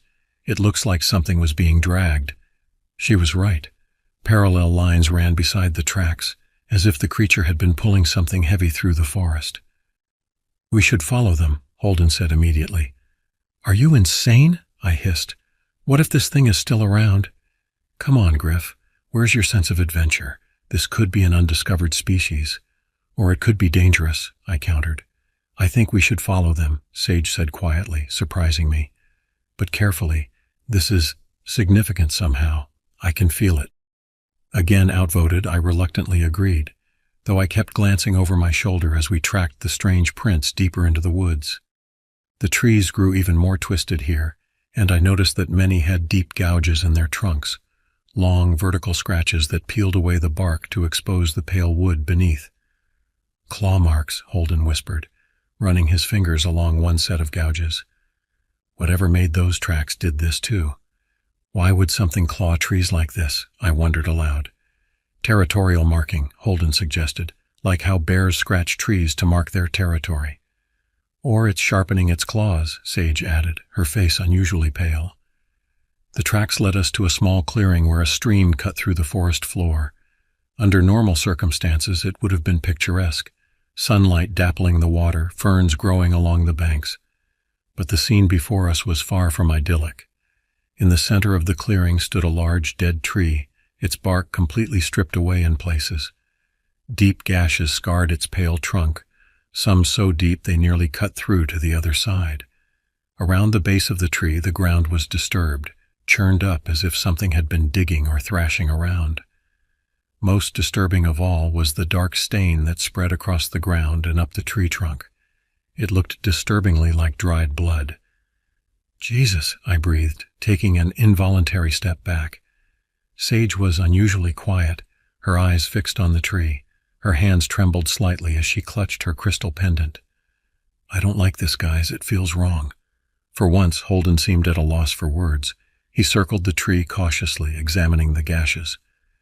"These aren't just random," he finally said. "They form a pattern." He pointed out how some of the marks intersected to create what looked almost like crude symbols. "What kind of animal makes symbolic claw marks?" I asked, my mouth dry. "Not an animal," Holden replied softly. "At least not a normal one." A twig snapped somewhere in the forest behind us. We all whirled around, hearts pounding. Nothing visible moved among the trees, but I couldn't shake the feeling that we were being watched. "We should go," Sage whispered urgently. "Now." No one argued this time. We turned to head back the way we'd come when a low, guttural sound broke the silence, a sort of rumbling growl that seemed to reverberate from the trees themselves. It wasn't loud, but something about it sent primal fear coursing through my body. "Run," I said quietly, then louder as branches began to crack in the distance. "Run!" We bolted, crashing through the underbrush with no regard for the path, driven by pure instinct. I could hear heavy movement behind us, something large pushing through the forest, moving faster than seemed possible. The sounds grew closer, and panic drove me to greater speed. A branch whipped across my face, drawing blood, but I barely noticed. Sage stumbled ahead of me, and I grabbed her arm, pulling her along. Holden led the way, his lanky frame surprisingly quick among the trees. "There," he shouted, pointing ahead to where the forest thinned. We burst from the tree line back onto the main trail, gasping for breath. The sounds of pursuit faded, but we didn't slow our pace until the cabin came into view. We slammed the door behind us, all three collapsing on the floor in the main room, our chests heaving from exertion and fear. "What the fuck was that?" Holden gasped between breaths. "I don't know," I admitted, "but I think we know what made those tracks now." Sage sat with her back against the wall, eyes closed, still clutching her pendant. "This place is wrong," she whispered. "There's something here that shouldn't be." As our breathing slowed and the initial panic subsided, we tried to make sense of what had happened. Holden, ever the theorist, was the first to offer explanations. "Maybe it's some kind of cryptid," he suggested, "like Bigfoot or something." "That was no Bigfoot," I argued. "Those tracks weren't ape-like at all." "Skinwalker?" Holden tried again. "Native American legends talk about witches who could transform into animals." Sage shook her head. "This feels older somehow, more elemental." As we debated, the afternoon light began to fade, casting long shadows across the cabin floor. None of us suggested going back outside, even to retrieve firewood from the pile by the porch. Instead, we huddled in the main room, keeping the lights on and speaking in hushed tones, as if afraid of being overheard. "We should leave," Sage said finally. "First thing tomorrow morning." Part of me wanted to agree immediately, to pack up and drive away from whatever lurked in those woods. But another part, a stubborn, curious part, wanted answers. "If we leave, we'll never know what it was," I said slowly. "Sometimes not knowing is better, Sage replied, her eyes serious. I'm with Griffin, Holden declared. We came here for an adventure, right? This is definitely turning into one. Sage looked between us, her expression troubled. I have a very bad feeling about this. That thing in the woods, it felt like it was hunting us. We'll be careful, I promised. One more day. We'll stick together, stay close to the cabin. If anything else happens, we leave immediately. She reluctantly agreed, though the worry never left her face. As night fell, we secured the cabin as best we could, checking locks, pulling curtains closed, even moving the heavy bookcase in front of the back door. Holden found an old hunting knife in one of the kitchen drawers and kept it close at hand. We tried to maintain some normalcy, playing cards and sharing the last of our beers, but the atmosphere remained tense. Every creak of the cabin's old boards, every rustle of wind in the trees outside sent us into momentary silence, listening intently.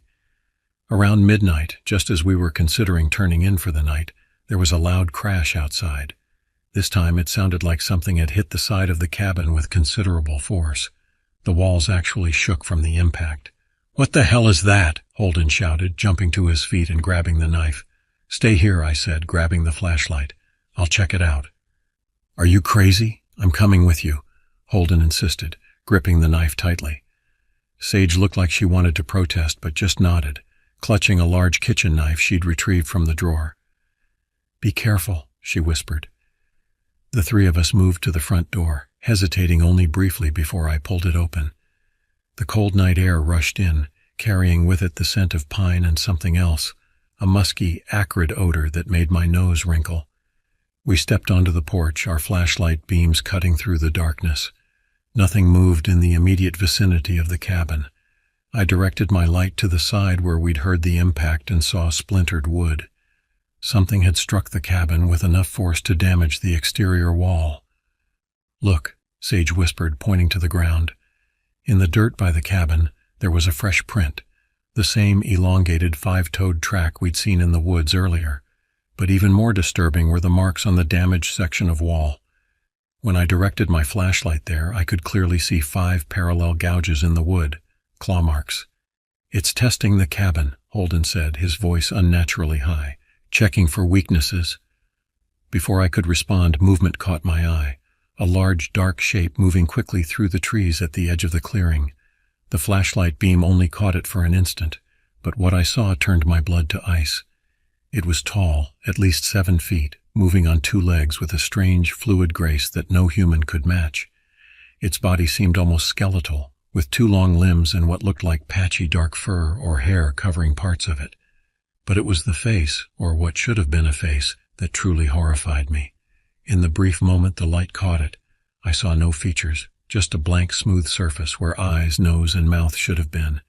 Jesus Christ, I gasped, involuntarily taking a step back. Did you see that? Holden asked, his voice trembling. Yeah, I managed to say, my mouth dry with fear. Let's get back inside. We bolted back into the cabin, slamming the door behind us. Holden locked it, his hands shaking so badly he could barely manage the deadbolt. Sage was pale, her eyes wide with terror. What the hell was that thing? She whispered. I don't know, I admitted, but it's not natural. We spent the rest of the night huddled in the main room, too terrified to separate into different sleeping areas. No one slept much. Every sound outside had us tensing. Every shadow seemed to move with malevolent intent. By morning we were exhausted but determined to leave as quickly as possible. As the first gray light of dawn filtered through the windows, we began gathering our things, speaking little and moving with the efficiency of shared fear.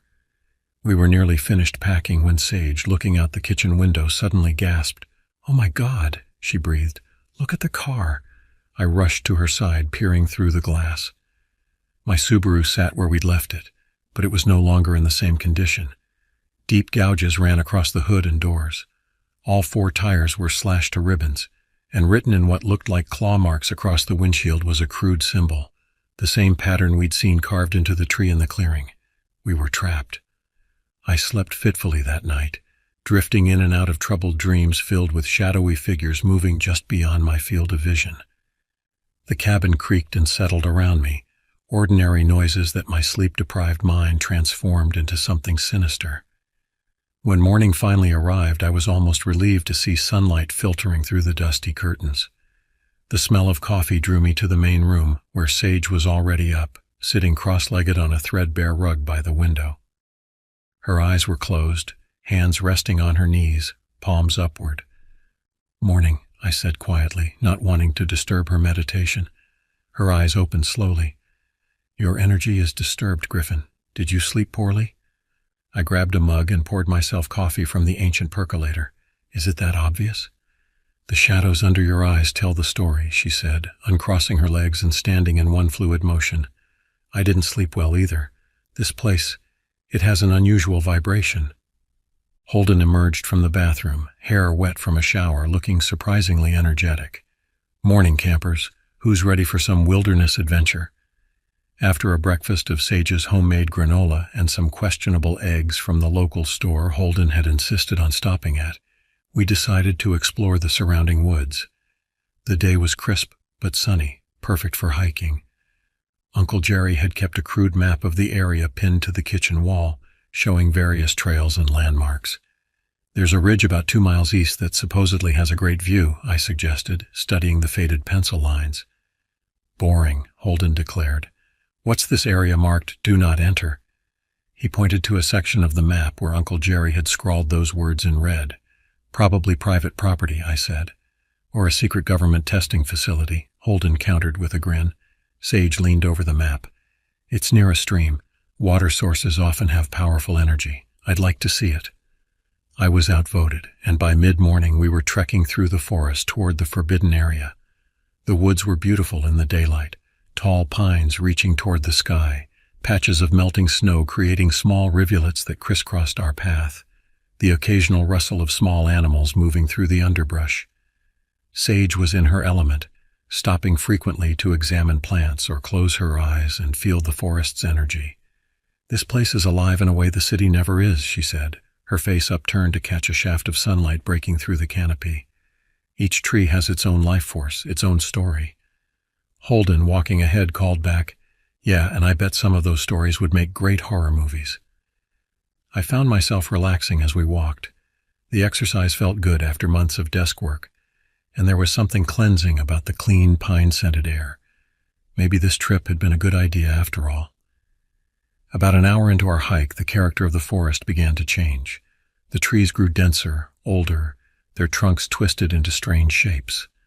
Moss hung from branches like tattered curtains, and the ground underfoot became spongy with decomposing vegetation. Even the light seemed different, greener, more diffuse, as if filtered through layers of time itself. "We must be getting close to that marked area," I said, pulling out the photocopy of the map I'd made before leaving. "Look at these trees," Sage whispered, running her hand along a trunk that curved like a spine with scoliosis. "They're in pain." "Trees don't feel pain, Sage," I said automatically, though I had to admit there was something disturbing about the way they grew, as if reaching away from something. "All living things feel, Griffin," she replied, "and something has hurt this place." Holden had wandered a few yards ahead and suddenly called out, "Guys, you need to see this." We hurried to where he stood, crouched down examining something on the ground. As I approached, I saw what had caught his attention, a set of tracks unlike anything I'd ever seen before. They were large, easily twice the size of a human footprint, but with an unsettling shape, elongated, with what looked like 5 pointed toe marks at the front. Most disturbing was the clear impression of claws extending from each toe, digging deep into the soft soil. "What the hell made these?" Holden asked, his voice hushed with excitement and trepidation. I knelt beside him, studying the prints.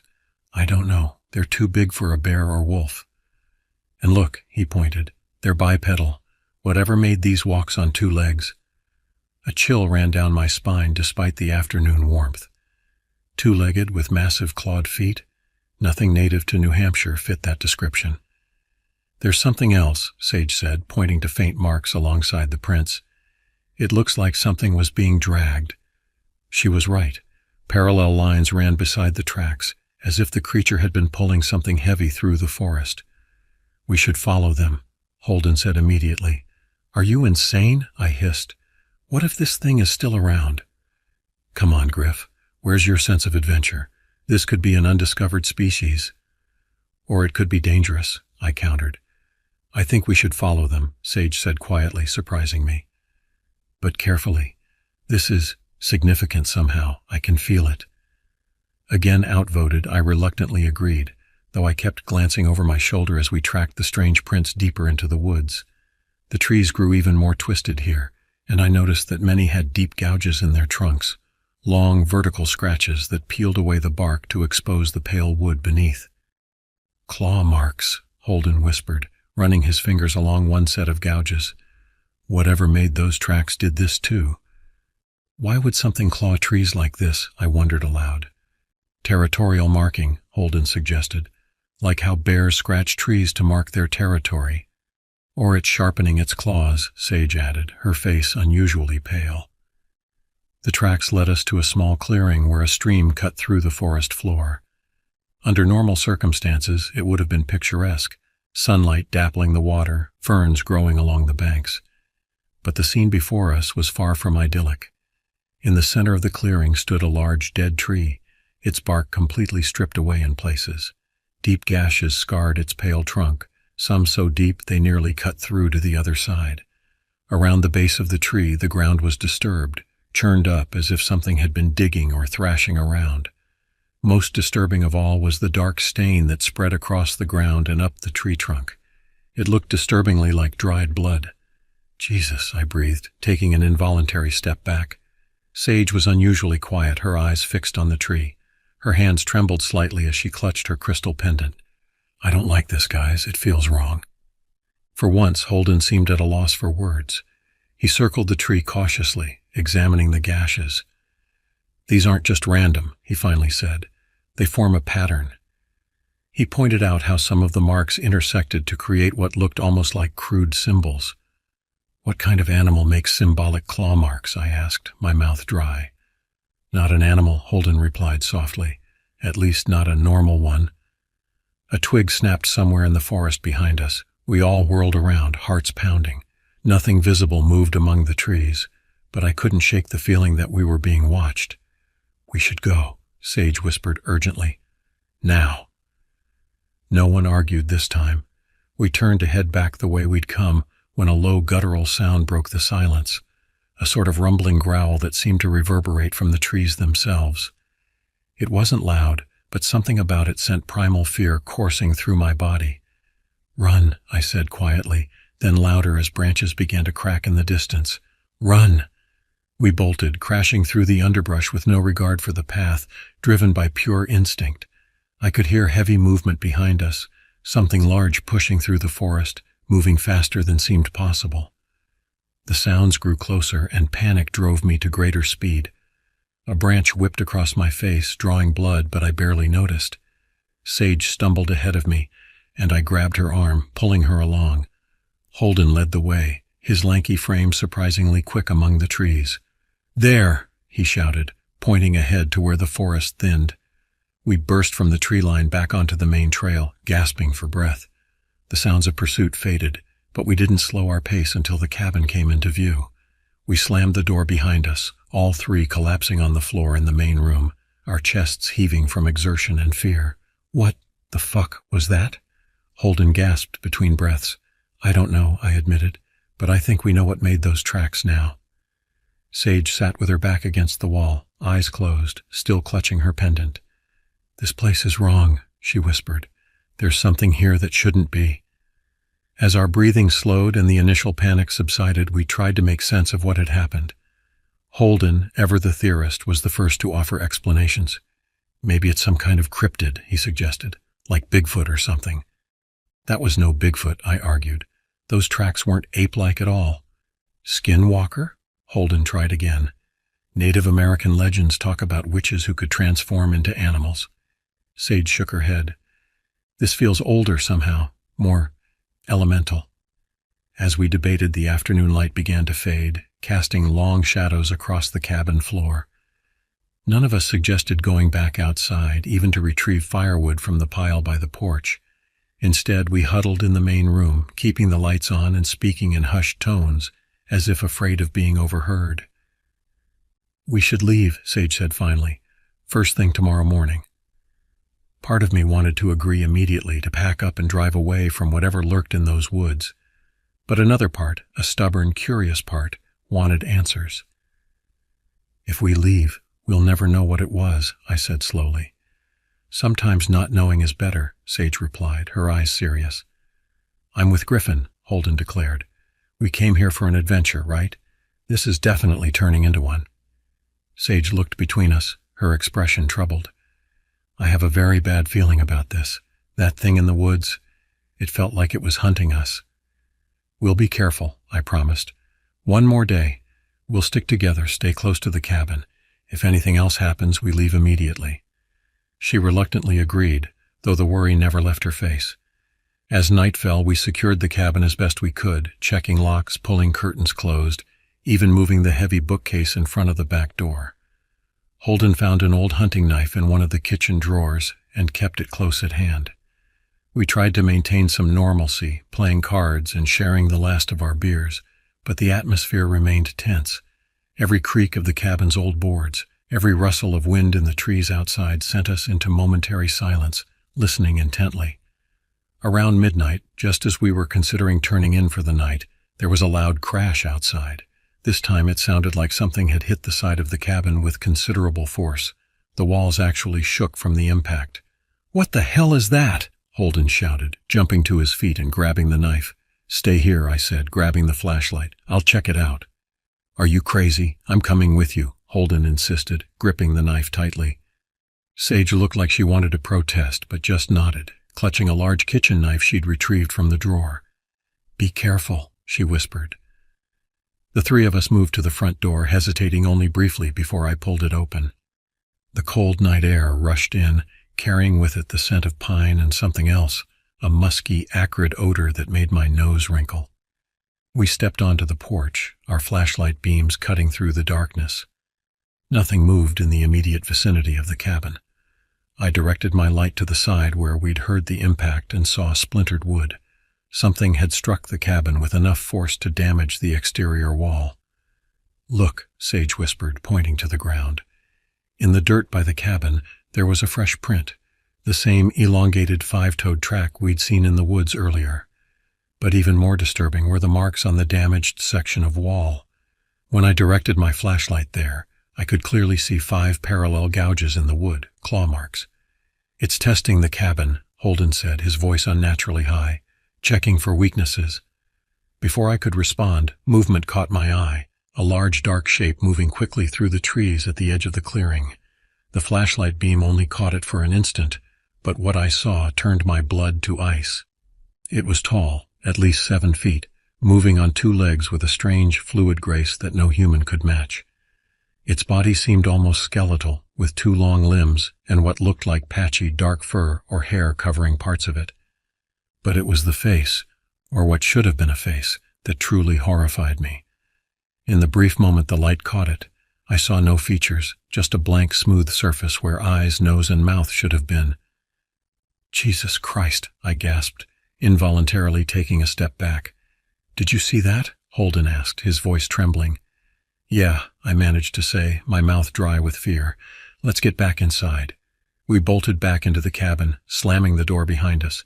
Holden locked it, his hand shaking so badly he could barely manage the deadbolt.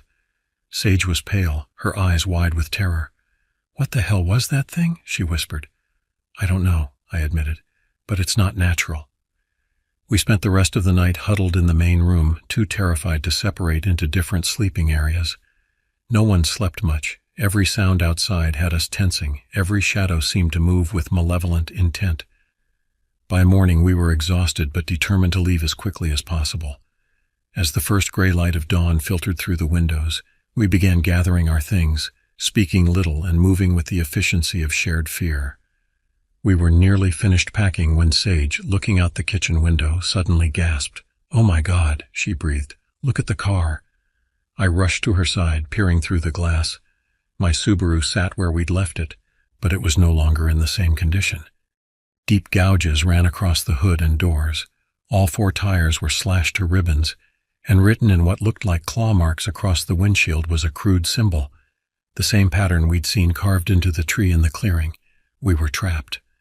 "This can't be happening," Holden whispered, his face pressed against the window beside me. His breath fogged the glass as we stared at my mutilated Subaru. This cannot be fucking happening. I stepped back, mind racing. My car was our only way out. The nearest town was over 15 miles away, a long hike under normal circumstances, but with that thing in the woods, a death sentence. "Cell service?" Sage asked, already pulling out her phone. I checked mine. "Nothing? You?" She shook her head. Holden's phone showed the same. No bars, no help. "The landline," I suggested, moving to the ancient rotary phone mounted on the kitchen wall. I lifted the receiver to my ear and felt my stomach drop. Dead silence, not even a dial tone. I jiggled the connection, but nothing changed. "It's dead." "Of course it is." Holden laughed humorlessly. "Classic horror movie setup. Next we'll start getting picked off one by one." "Not helping, Holden," Sage snapped, her usual serenity nowhere to be found. I ran my hands through my hair, trying to think clearly despite the fog of fear clouding my mind. "Okay, we need to figure out what we're dealing with and how to protect ourselves until help comes." "What help?" Holden asked. "No one knows we're here except your uncle, and he's in Florida." "He expects me to call him when we leave," I explained. "If he doesn't hear from me by tomorrow night, he might call someone to check on us." "Tomorrow night?" Holden's voice rose in pitch. "That thing could be inside the cabin by lunchtime."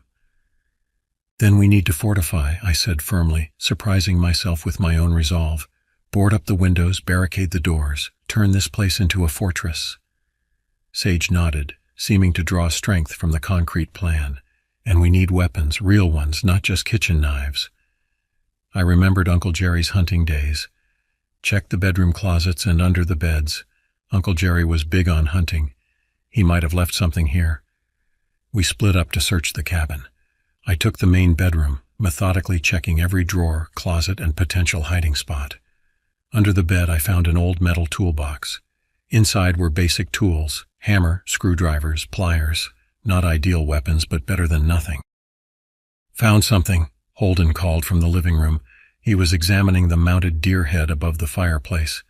"There's a key taped to the back of this thing." He pulled down a small brass key, holding it up triumphantly.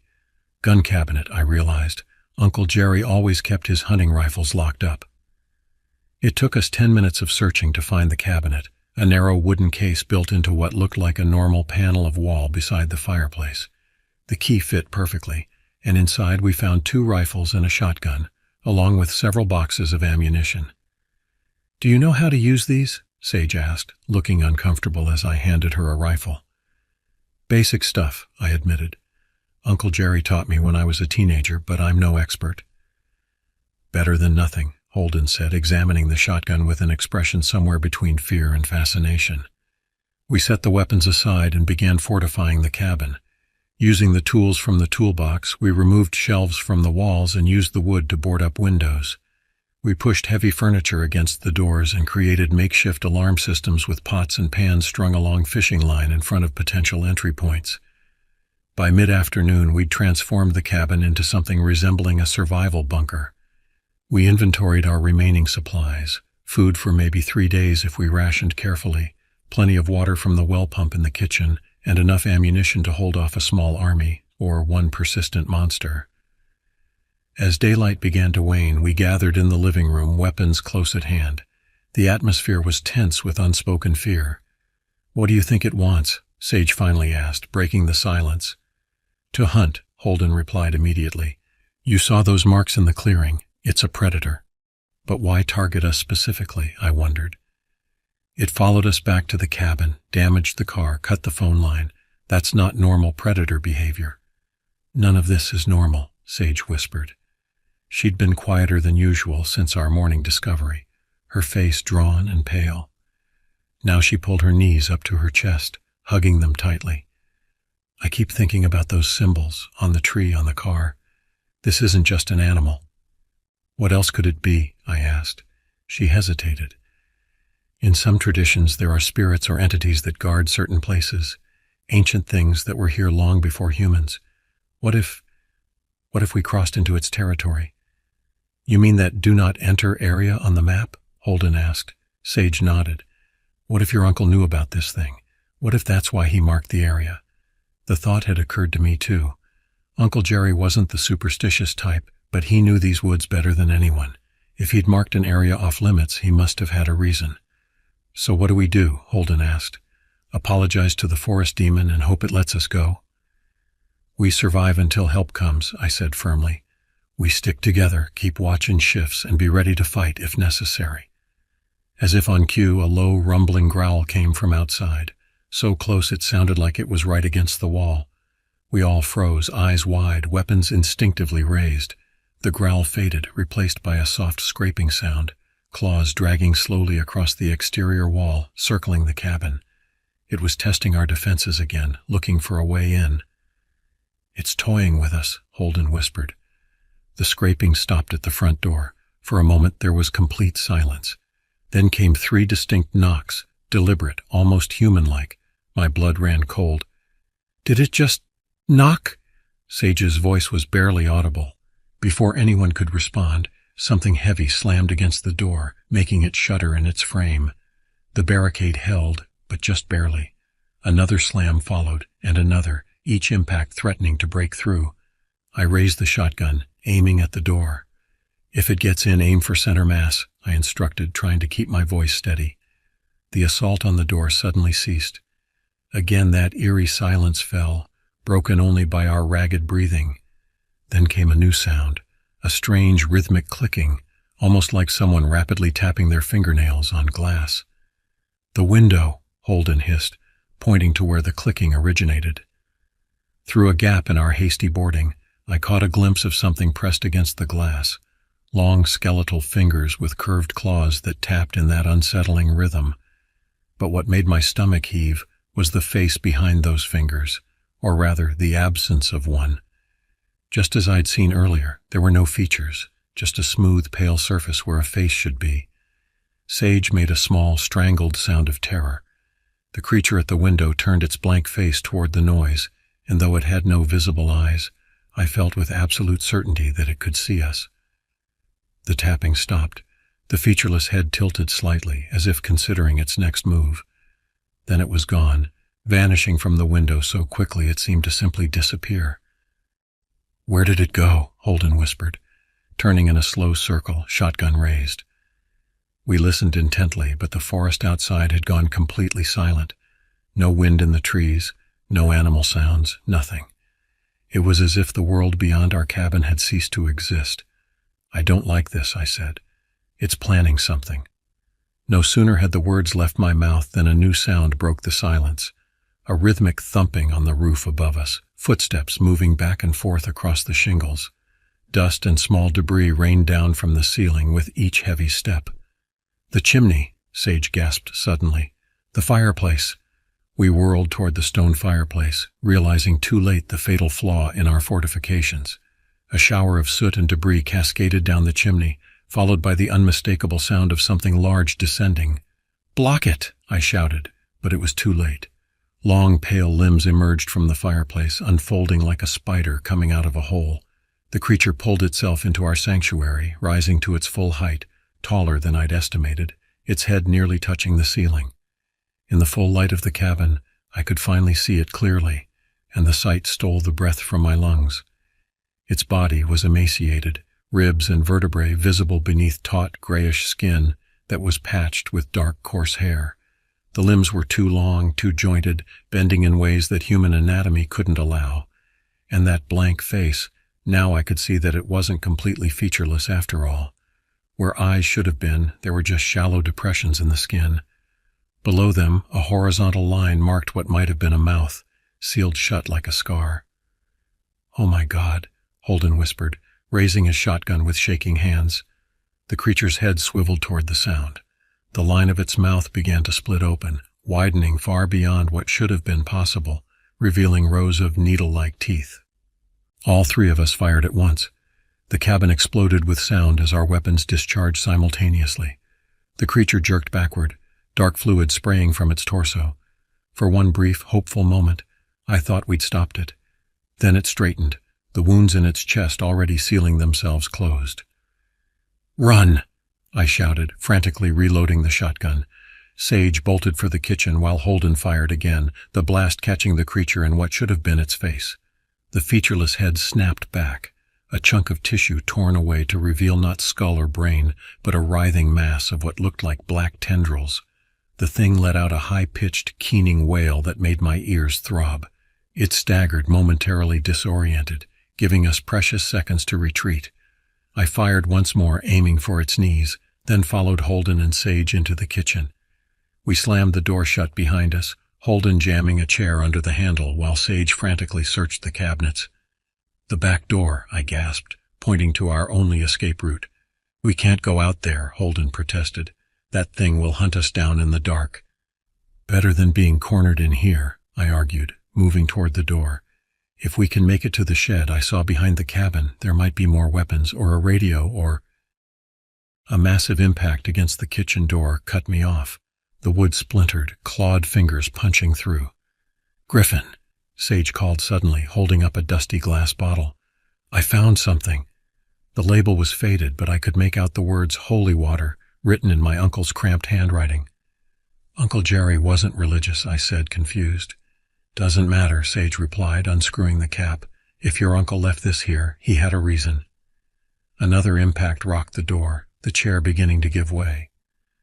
"Whatever we're doing, we need to do it now," Holden shouted, bracing himself against the splintering door.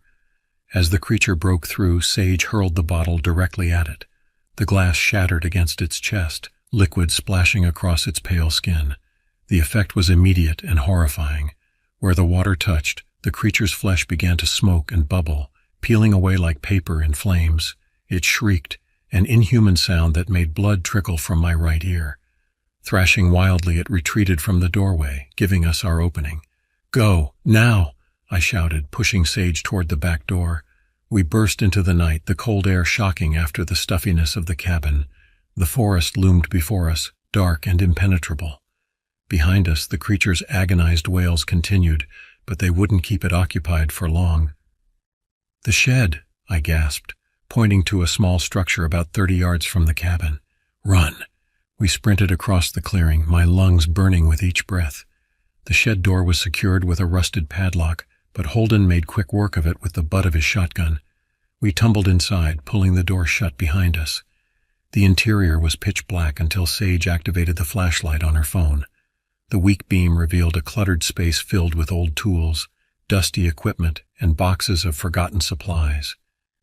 "What was that stuff?" Holden demanded, his breath coming in ragged gasps. "The water?" "I don't know," I admitted, scanning the shed for anything useful, but Uncle Jerry clearly knew more about that thing than he ever told me.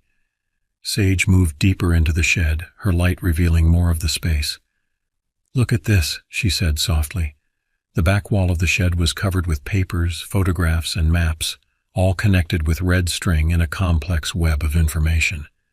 In the center was a faded photograph of the clearing we'd found, with the scarred tree prominently featured. "Holy shit," Holden breathed. "Your uncle was tracking this thing." I stepped closer, examining the materials. There were newspaper clippings about missing hikers dating back to the 1950s, photocopied pages from obscure books on folklore and mythology, and handwritten notes in Uncle Jerry's distinctive scrawl. One page caught my eye, a sketch of the creature we'd encountered, rendered with disturbing accuracy, including annotations pointing out its features. Below the drawing, Uncle Jerry had written a single word: "Skin stealer." "Skin stealer?"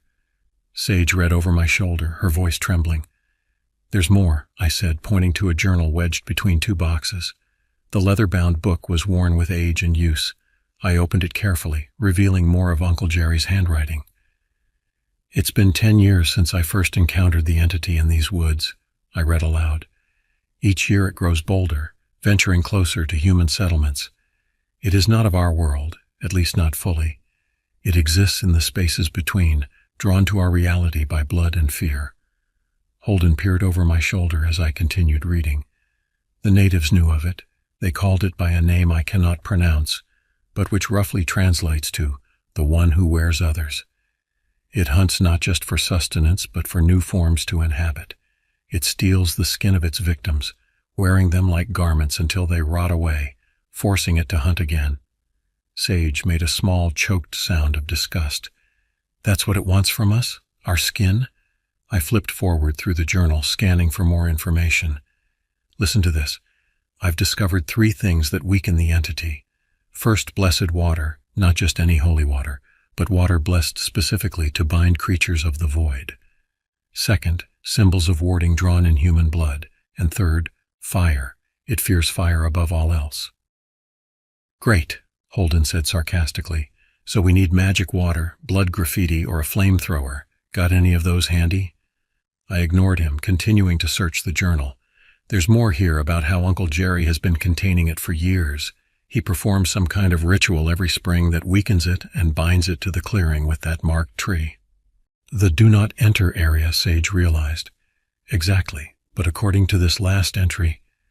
I paused, swallowing hard. He wrote this just before moving to Florida. He says the binding was weakening, that he was getting too old to perform the ritual properly. He was worried it wouldn't hold much longer. And then we came along and walked right into its territory, Holden concluded grimly. Waking it up, Sage added, or maybe just giving it access to new victims after who knows how long. A sudden silence fell over us as the implications sank in. This wasn't just some random wilderness predator or cryptid. This was something ancient and malevolent, something that had been contained and was now free, because of us. How do we kill it? Holden asked, breaking the silence. I scanned the journal again. Uncle Jerry doesn't think it can be killed, at least not permanently, but he has instructions here for a stronger binding ritual, something that could banish it back to wherever it came from. What do we need? Sage asked, her earlier fear transforming into determination. Blood, I read. Our blood, willingly given. And these symbols. I pointed to drawings in the journal that matched the marks we'd seen on the tree in the clearing, drawn at the 4 cardinal points around the original binding tree, plus an incantation. This is insane, Holden muttered, but he didn't sound disbelieving anymore, not after what we'd seen. The shed suddenly grew colder, our breath fogging in the air. Outside something moved, the soft sound of footsteps circling our hiding place. It's found us, I whispered. The walls of the shed began to vibrate with a low, resonant hum. Dust rained down from the ceiling. On the wall, Uncle Jerry's carefully arranged papers began to flutter, then tear themselves free, swirling around the small space as if caught in a windstorm. What's happening? Sage shouted over the growing noise. The answer came in the form of a voice, not spoken aloud but somehow inside our heads. It was ancient and multifaceted, as if thousands of voices were speaking in unison. I have waited so long the pain was immediate and excruciating, like ice picks driving into my temples. I dropped to my knees, clutching my head. Beside me, Holden and Sage did the same, their faces contorted in agony. The old man is gone, his bindings weaken. I am hungry. What do you want? I managed to choke out. To wear you, to be you, to walk in your world again. The voice was accompanied by images, flashes of memory that weren't my own. I saw the creature wearing human skins throughout history, walking among people who never suspected the predator in their midst. I saw civilizations rise and fall, and the creature feeding on the fear and chaos. I saw it bound by rituals over and over, always breaking free eventually. You freed me. You will feed me. The humming intensified, and the shed door began to shake in its frame. Metal tools vibrated across the workbench, clattering to the floor. A mason jar filled with nails shattered, sending sharp projectiles flying through the air. One sliced across my cheek, drawing blood. We need to get to that clearing, I shouted to the others over the noise. It's our only chance. How? Holden demanded. That thing is right outside. I looked around frantically, searching for anything we could use. My eyes fell on a rusted can in the corner. The label was peeling, but I could make out the word gasoline. Fire, I said. Uncle Jerry said it fears fire. Understanding dawned on Sage's face. She crawled to a dusty shelf, pulling down boxes until she found what she was looking for, a package of road flares. Will these work? She asked. I nodded, grabbing the gasoline can. It was about a quarter full, not much, but maybe enough. We make a break for the clearing, use the flares to keep it at bay. The shed walls began to crack, long fissures appearing in the wood as if giant hands were squeezing the structure. We didn't have much time. The journal, Sage reminded me. We need the ritual. I snatched up Uncle Jerry's journal, tucking it inside my jacket. Holden readied his shotgun, though we all knew now that conventional weapons would only slow the creature, not stop it. On 3, I said, positioning myself by the door with the gasoline can. 1, 2, 3. I kicked the door open and immediately doused the area outside with gasoline. Sage struck a flare, the brilliant red light temporarily blinding us as she tossed it into the puddle of fuel. Flames erupted with a whoosh, illuminating the night, and the creature standing just beyond the fire, its featureless face reflecting the orange glow. Go, I shouted, striking another flare and holding it out like a torch.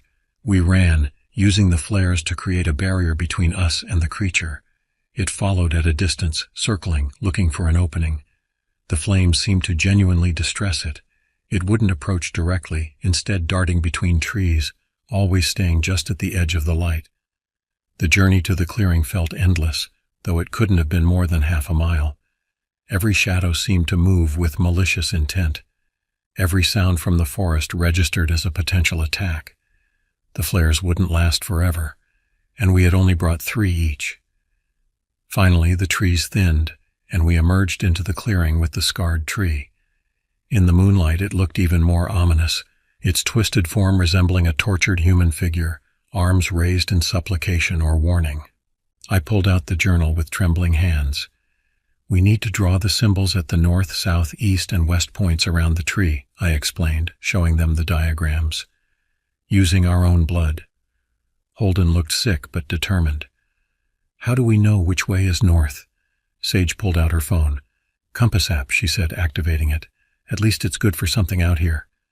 We worked quickly, using Holden's hunting knife to make small cuts on our palms. The blood flowed more freely than I expected, making it easier to draw the complex symbols on the ground. Each was about a foot in diameter, consisting of interlocking curves and angular lines that hurt the eyes to look at directly. As we worked, the forest around us grew increasingly agitated. Wind whipped through the trees, though the air in the clearing remained unnaturally still. Strange lights flickered between distant trunks, not flashlights or flares, but cold blue illumination that moved with purpose. You cannot bind me again. The voice thundered in our minds, stronger here in the clearing that had been its prison for so long. The pain was almost unbearable, driving Sage to her knees as she finished the Western symbol. Almost done, I encouraged her, helping her to her feet. Just the incantation left. I turned to the final page in Uncle Jerry's journal, where he had written out the binding words. The language was unfamiliar, not Latin or any other tongue I recognized. The phonetic guide beneath each line was the only way we'd be able to pronounce it.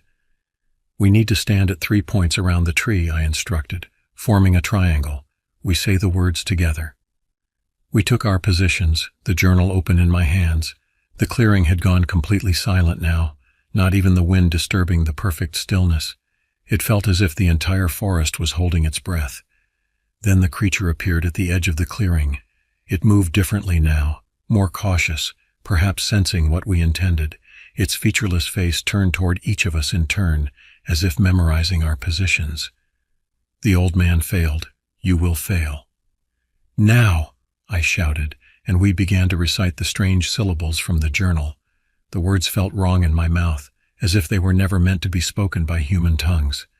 They tasted like metal and ash, and my tongue went numb as I forced out each sound. Beside me, Holden stumbled over the pronunciation but kept going. Sage's voice was the strongest, rolling through the alien phrases with surprising fluency.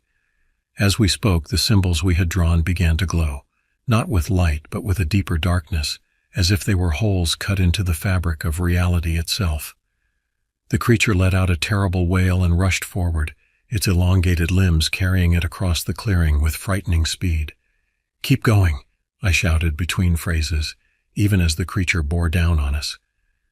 Just as it reached the edge of our triangular formation, something changed.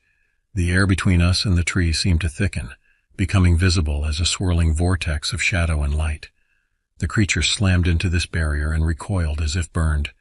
No, not again. The voice in our heads had lost its commanding power, now tinged with what sounded like fear. The creature clawed at the barrier, leaving trails of darkness in the air itself.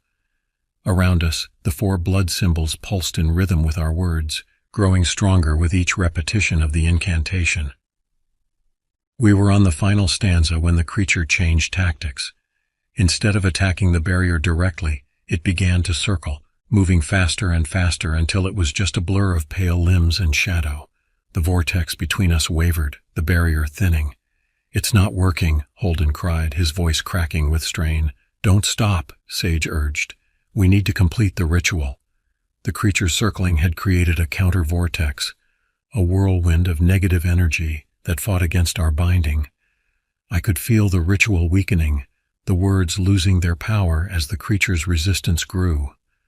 Then I remembered something else from Uncle Jerry's journal, something I had glimpsed but not fully registered in our haste. A note in the margin. "The binding requires sacrifice. Blood freely given is power." Understanding crashed over me like a wave. Blood drawn for the symbols was not enough. The ritual needed more. It needed true sacrifice. Without breaking the rhythm of the incantation, I stepped forward, moving closer to the binding tree at the center of our formation. The creature sensed my movement and focused its attention on me, its circling pattern shifting to intercept. "Griffin, what are you doing?" Sage called, but I didn't answer, continuing the chant as I approached the tree. When I reached it, I pressed my bleeding palm against the scarred trunk, feeling the rough bark against the open wound. The effect was immediate. The tree seemed to pulse beneath my hand, and the symbols on the ground flared with renewed power. The creature screamed in rage and fear, redoubling its efforts to break through. I knew it wasn't enough. My small cut wouldn't provide the sacrifice needed to complete the binding. With my free hand, I raised Holden's hunting knife. "Griffin, no!" Holden shouted, realizing what I intended. But it was too late. Still chanting, I dragged the blade across my forearm, opening a deep gash that immediately began to pour blood down the trunk of the tree. Pain lanced through me, but I didn't stop the incantation, forcing the alien words through gritted teeth as my blood soaked into the ancient wood. The clearing erupted with light, not from above, but from below, as if the earth itself had become luminous. The 4 symbols we had drawn expanded, lines of power connecting them to form a perfect square around the tree. The creature was caught within this boundary, its frantic movements becoming erratic, desperate. "This is not the end." Its voice was fading now, growing distant as the binding took hold. The swirling vortex between us and the tree expanded, becoming a pillar of darkness that reached from the ground to the sky. The creature was dragged toward it, its limbs flailing as it fought against the pull. With one final desperate lunge, it reached for me, elongated fingers inches from my face. I stared into the blank surface where eyes should have been and felt a moment of connection, a glimpse into an ancient alien consciousness that had existed long before humans walked the earth and would continue long after we were gone. Then it was pulled into the vortex, its form stretching and distorting until it disappeared entirely. The pillar of darkness collapsed in on itself, shrinking to a pinpoint before vanishing with a sound like thunder. The clearing was suddenly completely normal again, just a patch of forest with a twisted tree at its center. The only evidence of what had transpired were our blood symbols on the ground and the deep gash still bleeding on my arm. I slumped against the tree, suddenly exhausted. Sage and Holden rushed to my side, Sage already tearing strips from her shirt to bandage my wound. "That was the stupidest, bravest thing I've ever seen," Holden said, his voice shaky with adrenaline and relief. "Did it work?" I asked weakly. "Is it gone?" Sage looked around the clearing, her expression solemn. "Not gone," she said quietly. "Bound, like your uncle did before. But bound more strongly this time, I think." I nodded, too tired to respond further. The blood loss was making me lightheaded, and the events of the night seemed increasingly distant and dreamlike. "Let's get back to the cabin," Holden suggested. "See if we can patch you up properly and figure out what to do next." As they helped me to my feet, I cast one last glance at the tree. In the moonlight, I could have sworn I saw a face in the pattern of the bark, not the creature's blank visage, but Uncle Jerry's weathered features, nodding in approval. But when I blinked, it was gone. Just shadows and moonlight playing tricks on an exhausted mind. As we made our way back through the forest, the weight of what had happened and what we had learned settled over us like a heavy blanket. We had encountered something beyond ordinary understanding, something ancient and malevolent that had been hunting in these woods for generations. And while we had bound it for now, I couldn't shake the creature's final words from my mind. This is not the end. I feared it was right. The walk back to the cabin seemed to take hours, though in reality it couldn't have been more than 20 minutes. Every shadow between the trees looked like a reaching limb. Every rustle of leaves sounded like whispered threats.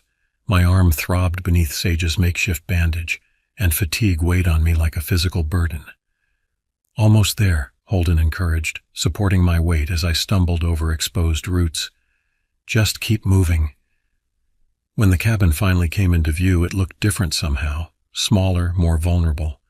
The splintered door hung from broken hinges. Claw marks scored the exterior walls. Whatever sanctuary we had imagined it to be had been thoroughly shattered. "We can't stay here," Sage said, voicing what we were all thinking. "Not tonight." "The shed," I suggested weakly. "Uncle Jerry's research." Holden nodded. "It's more secure than the cabin now, and we can barricade the door." We made our way to the shed, which had somehow survived the creature's attack with only minor damage. Inside, we cleared a space among the clutter, creating a makeshift shelter with old tarps and camping equipment we found stored in the corners. Sage tended to my wound properly, cleaning it with supplies from a dusty first aid kit and applying actual bandages.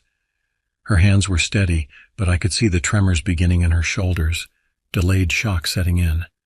"We did it," she said softly, securing the bandage. "We actually bound that thing." "For now," Holden added, paging through Uncle Jerry's journal by the light of our single remaining flare. "According to this, the binding needs to be renewed every spring. That's what your uncle was doing all these years." I leaned back against a stack of boxes, feeling the adrenaline drain from my system and leave nothing but bone-deep exhaustion. "So it's still out there, just waiting?"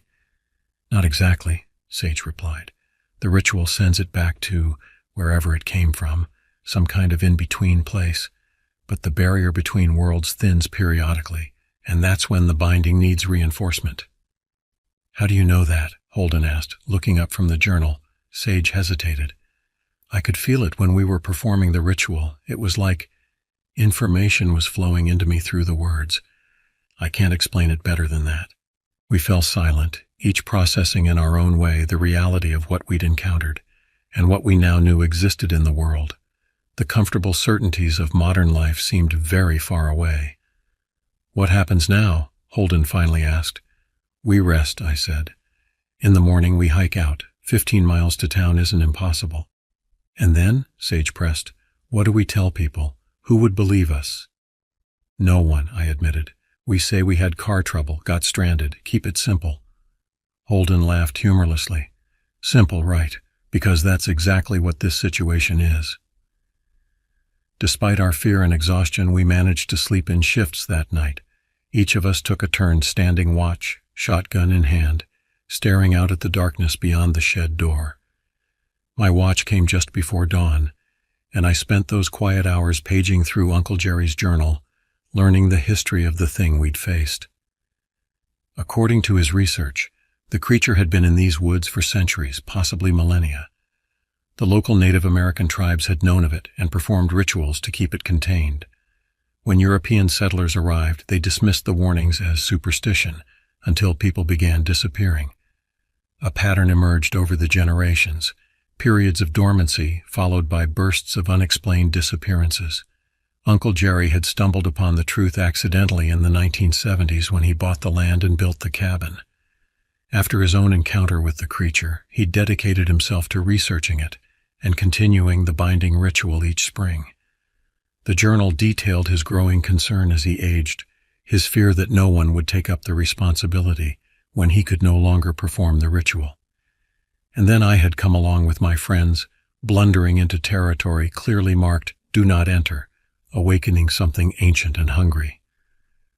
As the first gray light of dawn filtered through the shed windows, I made a decision. I carefully tore several pages from the journal, the ritual instructions, the symbols, and key information about the creature, and folded them into my pocket. The rest I left where Uncle Jerry had kept it. Someone would need to return in the spring.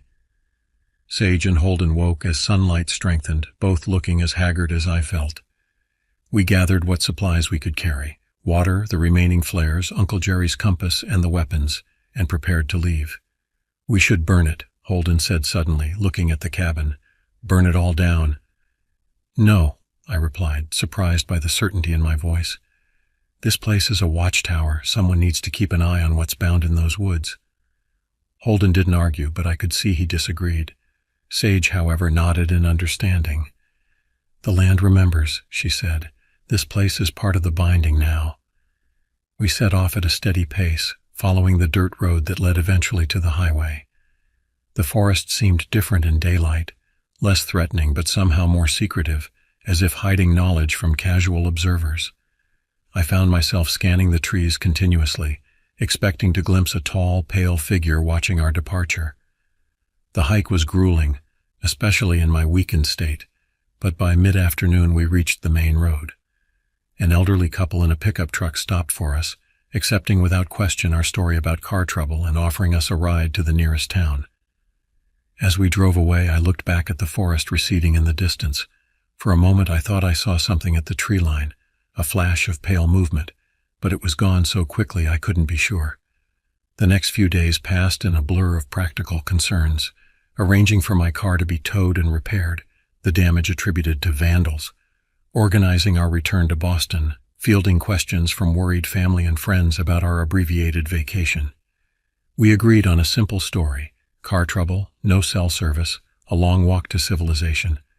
No one questioned it too deeply. Why would they? The truth was too fantastic, too terrifying to be believed. Uncle Jerry called after I returned home, having received the message I left with the local garage about the car. I braced myself for questions, for anger about the damaged cabin, but they never came. "You found it, didn't you?" he asked instead, his voice heavy with knowledge.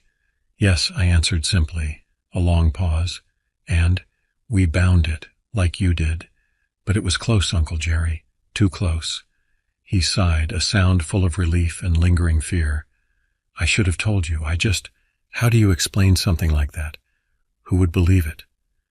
"I believe it," I said, "and I understand why you didn't tell me." "What will you do now?" he asked. I touched the folded pages in my pocket, the ritual, the symbols, the knowledge. Someone has to go back in the spring. Someone has to maintain the binding. "Griffin," he began, a warning in his voice. "I know the risks," I cut him off, "but I also know what happens if no one does it."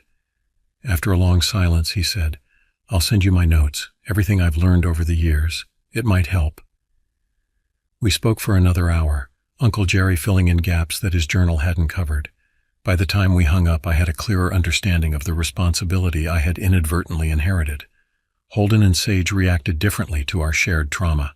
Holden threw himself into research, spending hours online seeking information about similar entities, similar encounters.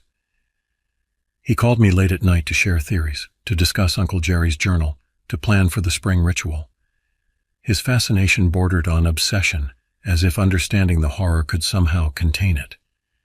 Sage retreated to her spiritual practices, but with new intensity. She studied protective rituals from various traditions, learned about warding symbols, and practiced the meditation techniques that had allowed her to connect so effectively with the binding ritual. When we met for coffee 3 weeks after our return, her eyes held a wisdom and wariness that hadn't been there before. "It changed us," she said simply. "We've seen behind the curtain and we can't unsee it." She was right. The world looked different to me now. Shadows seemed deeper, darker, potentially hiding things that shouldn't exist. Crowds made me anxious as I found myself studying faces, looking for the telltale blankness that might reveal an imposter wearing stolen skin. Sleep became a luxury, interrupted by nightmares of elongated limbs and needle teeth. Work seemed pointless, spreadsheets and marketing campaigns meaninglessly trivial in a world where ancient horrors lurked in forgotten corners. I found myself drawing the binding symbols absent-mindedly during meetings, earning concerned looks from colleagues. As winter deepened, my arm healed, leaving a jagged scar that sometimes ached when the weather changed. Holden joked that it was my monster barometer, but we both knew it was something more, a physical connection to what we had encountered, a reminder of the blood sacrifice that had completed the binding. I began preparing for spring, studying Uncle Jerry's additional notes, practicing the words of the ritual until I could recite them in my sleep. I ordered supplies, specific herbs, special candles, a silver knife for the blood offering. Holden and Sage agreed to accompany me, though I tried to dissuade them. "This is my responsibility," I told them during one of our planning sessions in my apartment. "We were all there," Holden countered. "We're all part of this now." Sage nodded in agreement. "The ritual works better with three anyway. Balance, harmony, strength." As March arrived, bringing the first hints of thaw, I began having dreams. Vivid, disturbing visions of the clearing with the binding tree. In these dreams, the tree was changing, its bark peeling away to reveal not wood beneath but something pale and pulsing. Sometimes I would see a familiar, featureless face emerging from the trunk, the horizontal line of its mouth slowly stretching open. I woke from these dreams drenched in sweat, the scar on my arm burning as if freshly cut. I didn't tell Holden or Sage about them, not wanting to add to their burden, but I suspected they were having similar experiences. Sage looked more tired with each meeting, while Holden's research became increasingly frantic. Then, 1 week before our planned return to the cabin, I received a package from Uncle Jerry. Inside was a small wooden box carved with the same symbols we had drawn in blood around the binding tree. A note accompanied it. "Griffin, this belonged to the shaman who taught me the binding ritual. He called it a soul anchor. It helps maintain the connection to our world when working with the in-between places. Wear it during the ritual. It offers some protection from what lies beyond the barrier. Be careful. The creature is strongest as the binding weakens. It will know you're coming. It remembers those who bind it. I'm sorry to place this burden on you, but I'm proud of you for accepting it. Uncle Jerry." Inside the box was a simple pendant on a leather cord, a small piece of the binding tree, polished smooth and carved with minute symbols that hurt my eyes to look at directly. I put it on immediately, and that night, for the first time in weeks, I slept without dreams. As our departure date approached, an unexpected complication arose. A spring storm was predicted to hit the area around the cabin, bringing heavy rain and possible flooding.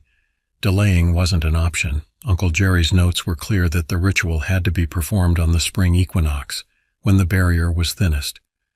"We'll just have to deal with the weather," I told Holden and Sage. "The ritual takes precedence."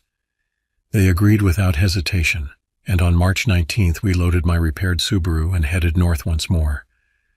The drive was quieter this time, each of us lost in our thoughts, preparing mentally for what lay ahead.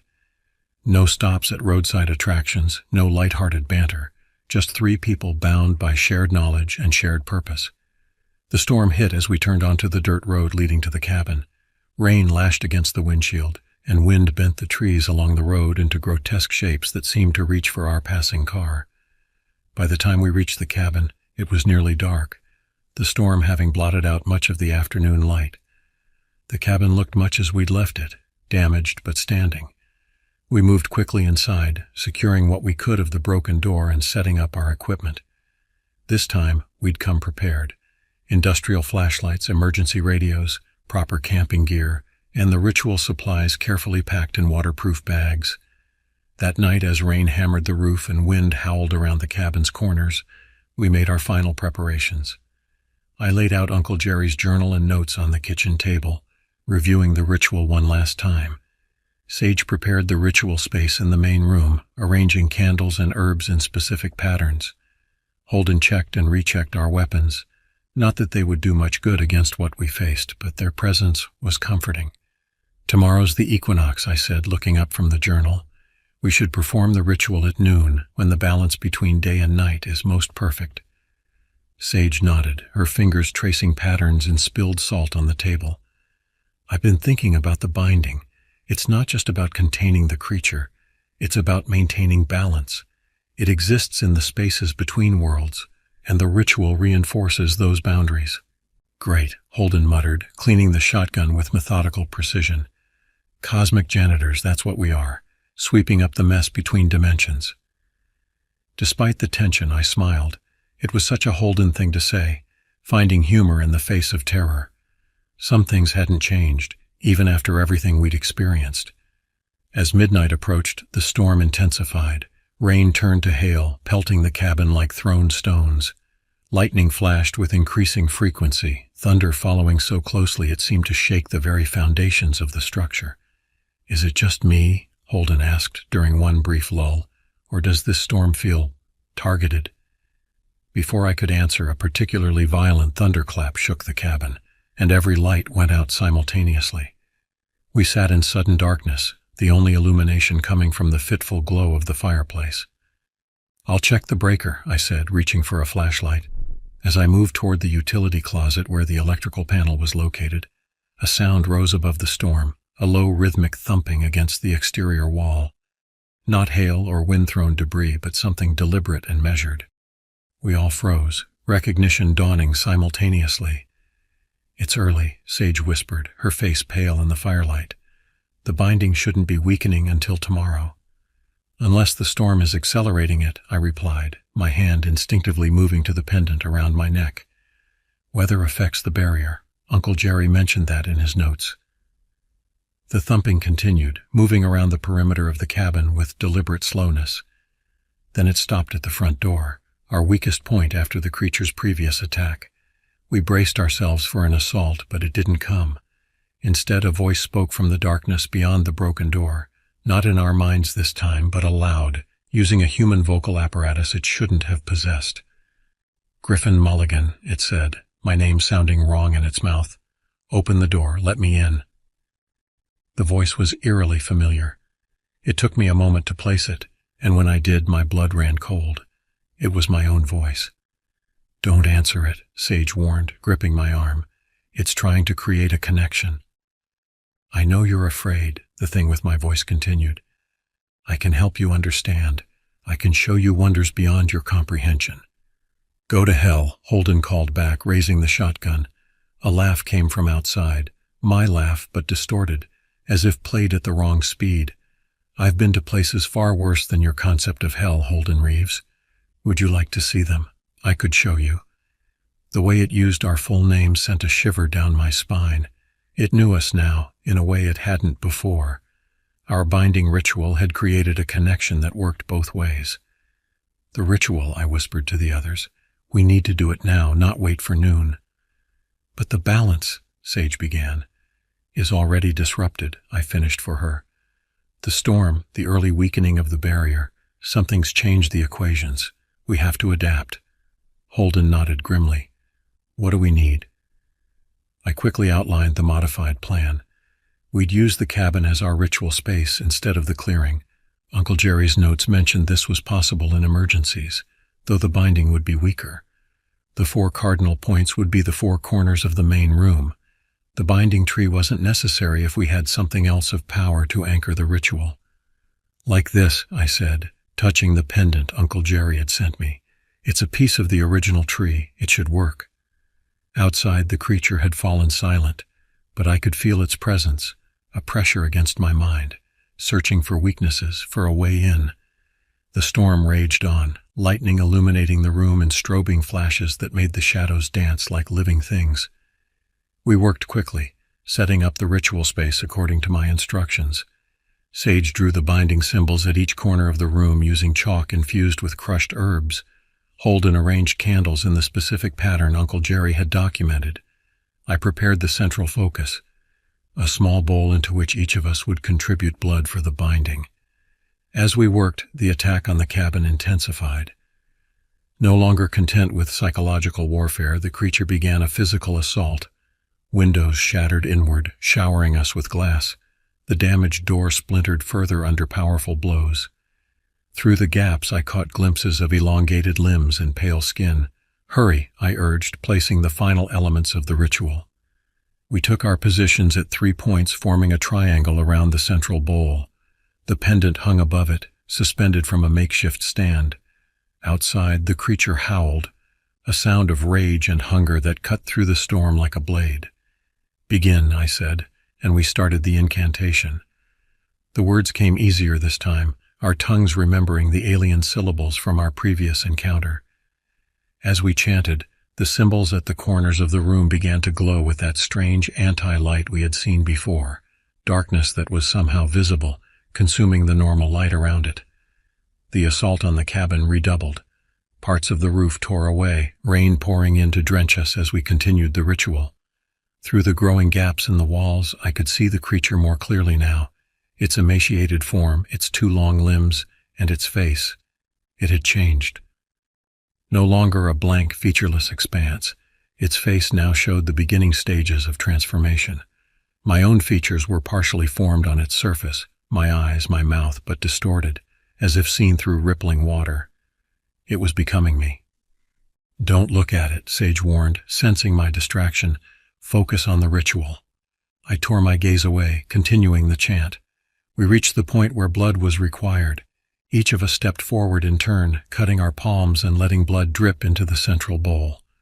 As the third drop, mine, fell into the mixture, the pendant began to glow with an inner light. A vortex formed above the bowl, similar to what we had seen in the clearing, but smaller, more controlled. The creature realized what was happening and made one desperate attempt to stop us, flinging itself at the cabin with such force that an entire wall collapsed inward. It stood there among the ruins, half inside the ritual space, its partially formed face, my face, contorted in rage. One elongated arm reached for me, claws extended. "You are mine," it snarled with my voice. "Now," I shouted to the others. "The final words." We spoke the last phrase of the ritual in perfect unison, our voices blending into something greater than the sum of its parts. The vortex expanded suddenly, engulfing the creature where it stood. It screamed, not with my voice now, but with that ancient multi-toned wail we had heard before. Its form distorted, stretching toward the center of the vortex like water down a drain. The face it had been forming dissolved, returning to that blank slate. For one moment it locked what would have been its gaze with mine, and I felt its hatred, ancient, patient, and absolute. Then it was gone, pulled into the vortex, which collapsed in on itself with a thunderclap that momentarily drowned out even the storm. We stood in silence, surrounded by the wreckage of the cabin, rain pouring down on us through the ruined roof. The binding symbols had burned themselves into the floorboards, permanent scars in the wood. "Did it work?" Holden asked, his voice hoarse from the ritual. Before I could answer, the pendant that had hung above the bowl shattered, fragments scattering across the floor. Among the pieces lay something new, a small, dark stone that pulsed with the same anti-light as the binding symbols. "Yes," Sage answered for me, staring at the stone. "But differently than before. We didn't send it back this time." "What do you mean?" Holden asked. I understood, reaching down to pick up the stone. It was warm to the touch, vibrating slightly against my palm. "We've bound it to this," I explained. "It's a prison, not a banishment." "Is that better or worse?" Holden wondered. "Different," I repeated Sage's assessment. "More portable, more permanent, maybe. But also more dangerous," Sage added, "if the stone is broken." She didn't need to finish the thought. We all understood the implications. The creature wasn't gone. It was contained, compressed into this small object I now held in my hand. A responsibility even greater than returning each spring for the ritual. As if responding to this realization, the storm began to subside. Rain softened to a gentle patter, wind died down to a whisper, and the first hints of morning light appeared on the horizon. "What now?" Holden asked, surveying the destroyed cabin. "We protect this," I said, closing my fingers around the stone. "We learn everything we can about it, and we make sure it never escapes again." Sage placed her hand over mine, covering the stone.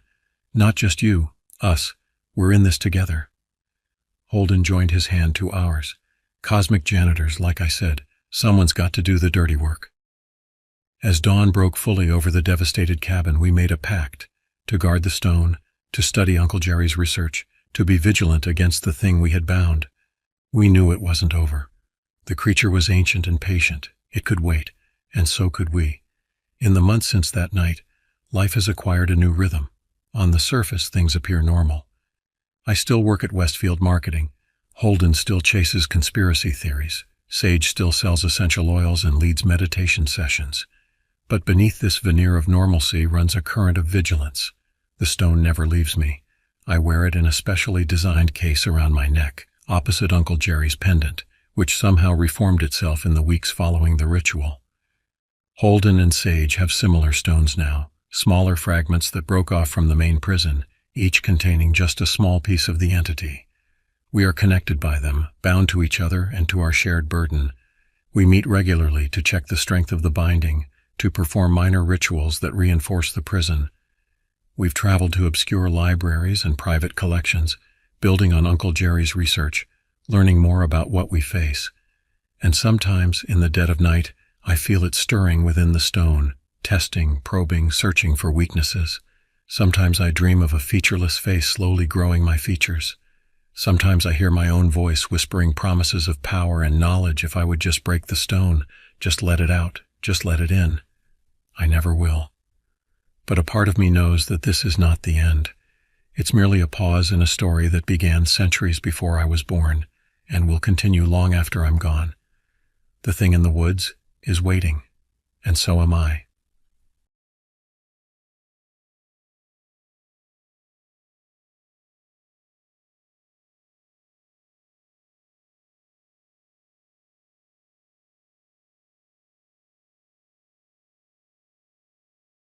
I was born in Belém, a bustling city nestled at the mouth of the Amazon River. My early years were spent in the comforting embrace of my grandparents' home on the outskirts of the city, where the urban sprawl of Belém began to give way to the lush greenery of Ananindoa. Those were simpler times, filled with the aroma of my grandmother's cooking and the rhythmic creaking of my grandfather's rocking chair on the porch. Little did I know that my idyllic childhood was about to be shattered by a series of events that would alter the course of my life forever. It began with the passing of my beloved grandfather. I remember the day vividly, the hushed voices, the black clothes, the suffocating smell of lilies. I was too young to fully comprehend the finality of death, but I understood that a vital presence had been torn from my world. The void left by my grandfather's passing seemed to create a rift in our family's foundation. Within months, my parents' marriage, which I had always perceived as unshakable, began to crumble. Their arguments, once rare and quickly resolved, became frequent and venomous.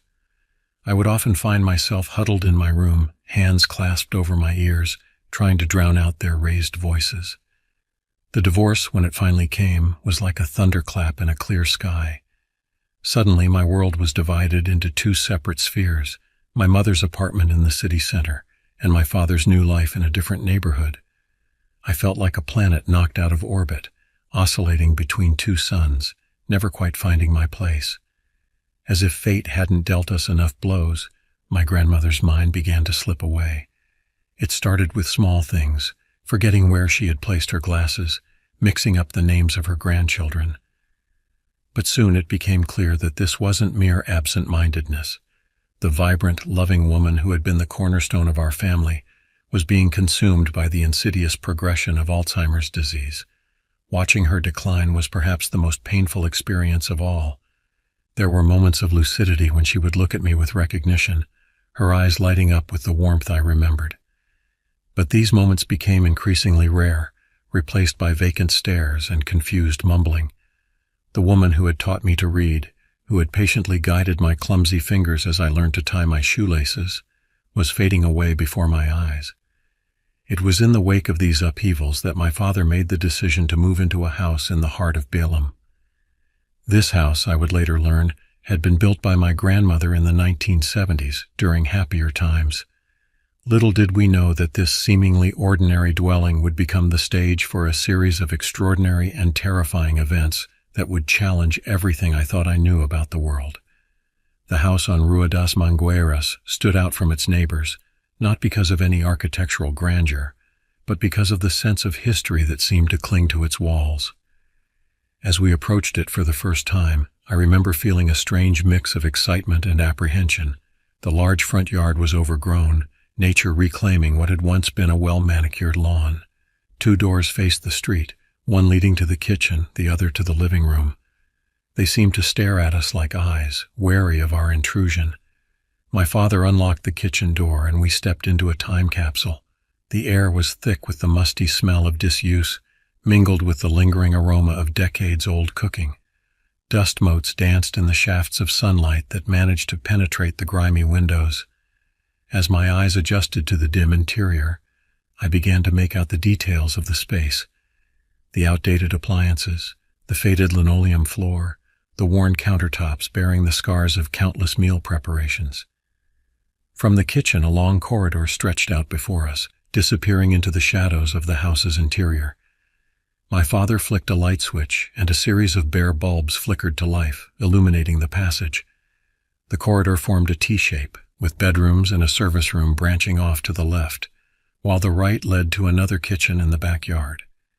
As we explored the house, I couldn't shake the feeling that we were being watched. The rooms seemed to hold their breath as we entered, only to exhale when we left. In the last bedroom, at the end of the left branch of the corridor, I paused. Something about this room felt different. The air was cooler here, and I could have sworn I heard a faint whisper just at the edge of my hearing. When I mentioned this to my father, he laughed it off, attributing it to the old house settling. That night, as I lay in my new bedroom trying to sleep amidst the unfamiliar creaks and groans of the house, I heard my father moving restlessly in his room across the hall. Little did I know that this was the beginning of his nocturnal torments, experiences he would keep to himself for years to come. In the days that followed, we settled into a routine. My father threw himself into the task of renovating the house, determined to breathe new life into the old structure. I helped where I could, painting walls and clearing out years of accumulated junk from the attic and basement. But even as we worked to make the house our own, I couldn't shake the feeling that the house was resistant to our efforts, as if it had a will of its own. It was during this time that I first noticed the shadows. At first, I dismissed them as tricks of the light, the natural play of sunlight and shadow in an old house. But as the days wore on, I began to notice patterns. The shadows seemed to move independently of any light source, darting from room to room when viewed from the corner of my eye. When I tried to focus on them directly, they would vanish, leaving me questioning my own perceptions. My father never mentioned seeing anything unusual, but I began to notice changes in his behavior. He became more withdrawn, spending long hours in his study, poring over old books and papers.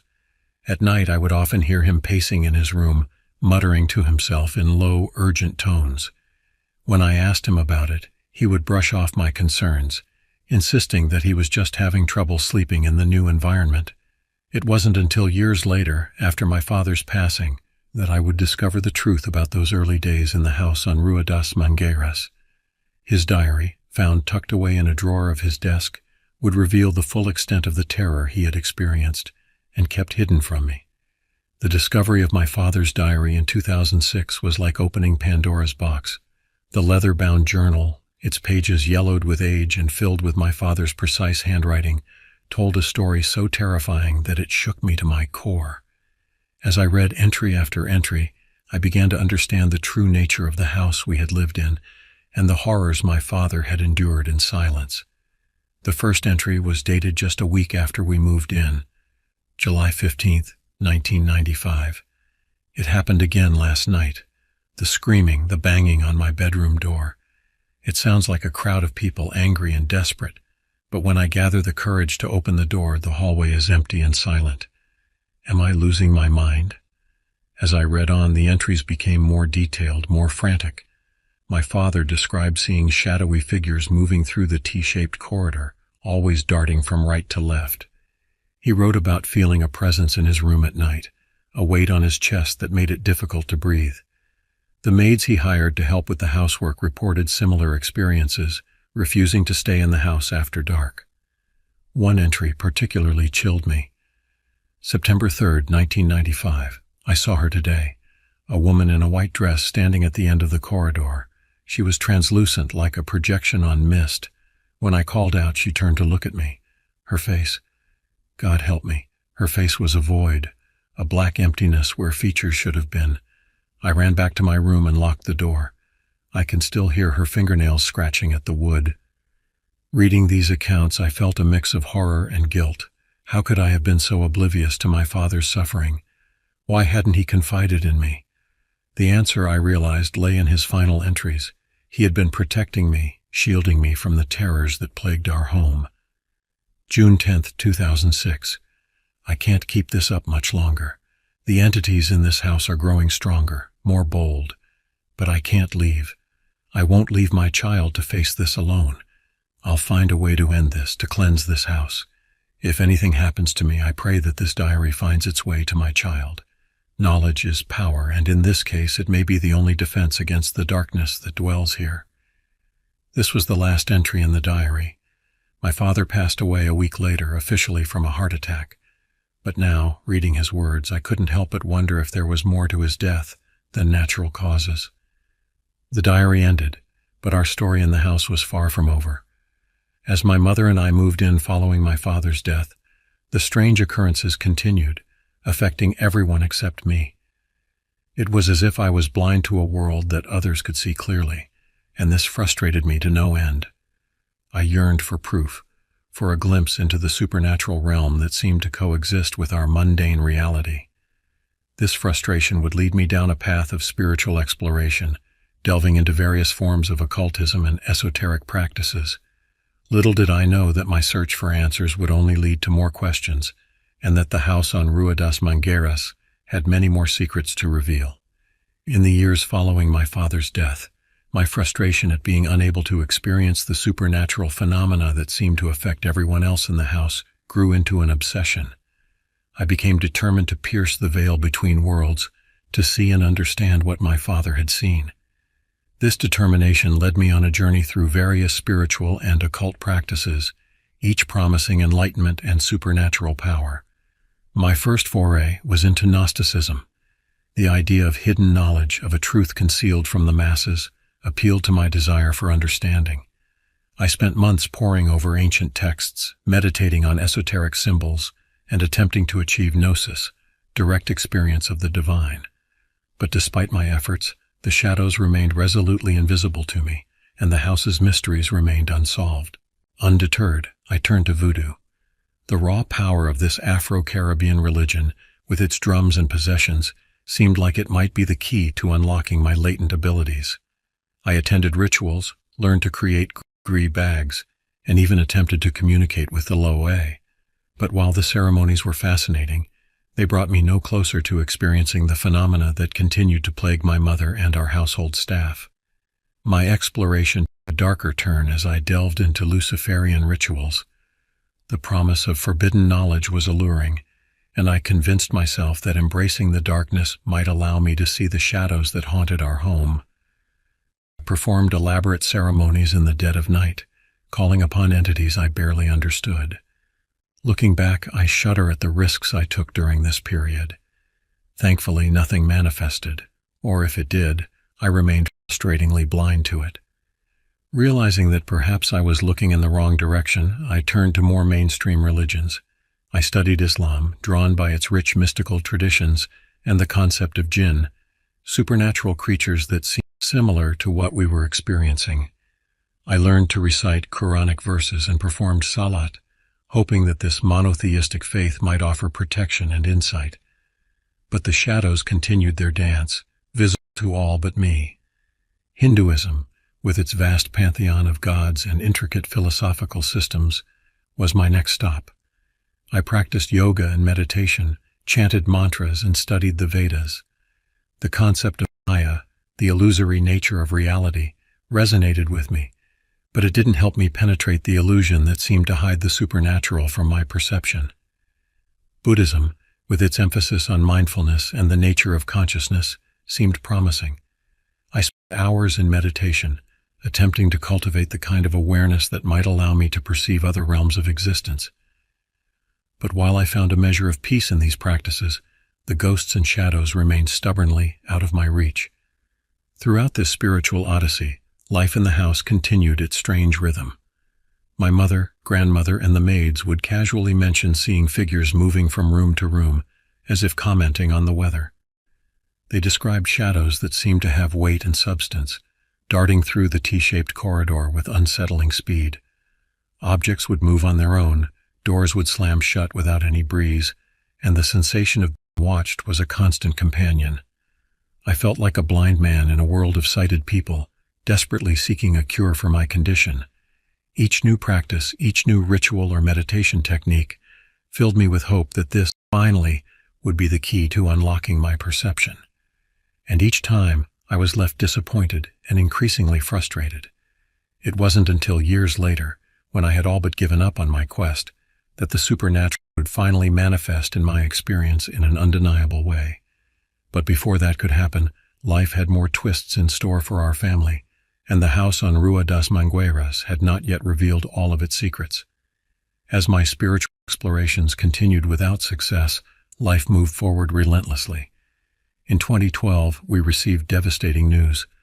My mother was diagnosed with lung cancer.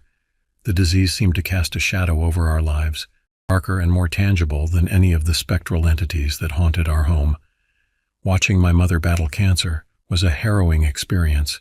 The strong, vibrant woman who had raised me single-handedly after my father's death was now frail and often bedridden. The treatments were grueling, and there were days when I feared we might lose her. It was during this time that I began to question the purpose of my obsession with the supernatural. In the face of such a real and immediate threat to our family, my quest for ghostly encounters seemed trivial and self-indulgent. Yet even as we grappled with my mother's illness, the strange occurrences in the house continued unabated. If anything, they seemed to intensify, as if feeding off the fear and despair that permeated our home. My mother, in her more lucid moments between treatments, would describe seeing shadowy figures standing at the foot of her bed, watching her. She insisted they weren't threatening, but their presence unsettled her nonetheless. In 2013, in the midst of this turmoil, a ray of hope entered our lives. My daughter was born. Her arrival was like a burst of sunlight breaking through storm clouds. For the first time in months, laughter echoed through the old house on Rua das Mangueiras. My mother, despite her weakness, found renewed strength in her role as a grandmother. It was as if my daughter's innocent presence drove back the shadows, if only temporarily. But as my daughter grew, so did my concerns. Would she, like me, be blind to the supernatural forces that seemed to inhabit our home? Or would she, like my mother and the others, be able to see the shadowy figures and experience the strange phenomena? The thought of my child being exposed to these entities filled me with a protective fear I had never known before. By 2015, my mother's condition had deteriorated significantly. The cancer had spread, and the doctors were running out of options. It was in this atmosphere of desperation that my mother made a decision that would change everything. She invited a Mãe de Santo, a priestess from the Afro-Brazilian religion of Candomblé, to perform a cleansing ritual in our backyard. I was skeptical at first. After years of exploring various spiritual practices without results, I had become somewhat cynical about such rituals. But I could see the hope in my mother's eyes, and I didn't have the heart to refuse her this chance, no matter how slim. The Mãe de Santo arrived a sweltering afternoon in July. She was a striking woman, tall and regal, with eyes that seemed to see right through you. As she set up for the ritual in our backyard, the very spot where most of the shadowy figures had been seen, I felt a palpable tension in the air, as if the house itself was holding its breath. The ritual began with the Mãe de Santo chanting in Yoruba, her voice rising and falling in hypnotic cadence. She sprinkled sacred herbs and poured libations, calling upon the Orixas, the deities of Candomblé, for protection and healing. The light bulbs in the back portion of the house began to explode. One by one they burst with sharp cracks, showering glass and sparks. It wasn't a gentle burning out. Each bulb exploded with a force that sent shards flying across the rooms. The sound was like rapid gunfire, echoing through the house. I stood there, frozen in disbelief. This was it, the undeniable proof of the supernatural that I had been seeking for years. And yet in that moment I felt no triumph, only a bone-deep terror that left me trembling. The Mãe de Santo, however, seemed unfazed. If anything, her chants grew louder, more insistent, as if she was locked in a battle of wills with an unseen force. The air crackled with an energy I had never felt before, electric and alive. As suddenly as it had begun, it was over. The last bulb exploded, plunging the back of the house into darkness. In the eerie silence that followed, I could hear my own heart pounding in my ears. The Mãe de Santo's voice, now soft and soothing, brought me back to reality. "It is done," she said simply, her eyes meeting mine with a knowing look. "The spirits have been appeased." In the days that followed, my mother reported feeling better than she had in months. Whether it was the power of the ritual or simply the hope it had given her, I couldn't say. but I couldn't deny the change in her. She seemed more energetic, more alive. As for me, the experience had left me shaken to my core. After years of seeking proof of the supernatural, I had finally received it in the most dramatic way possible. But instead of satisfaction, I felt a deep, unsettling fear. What exactly were we dealing with in this house, and what had we unleashed with this ritual? Little did I know this was just the beginning. The events that followed would challenge everything I thought I knew about reality, faith, and the thin veil that separates our world from the unseen realms beyond. In the months following the candomblé ritual, I found myself in a state of constant unease. The exploding light bulbs had shattered more than just glass. They had broken through the walls of skepticism I had built around myself.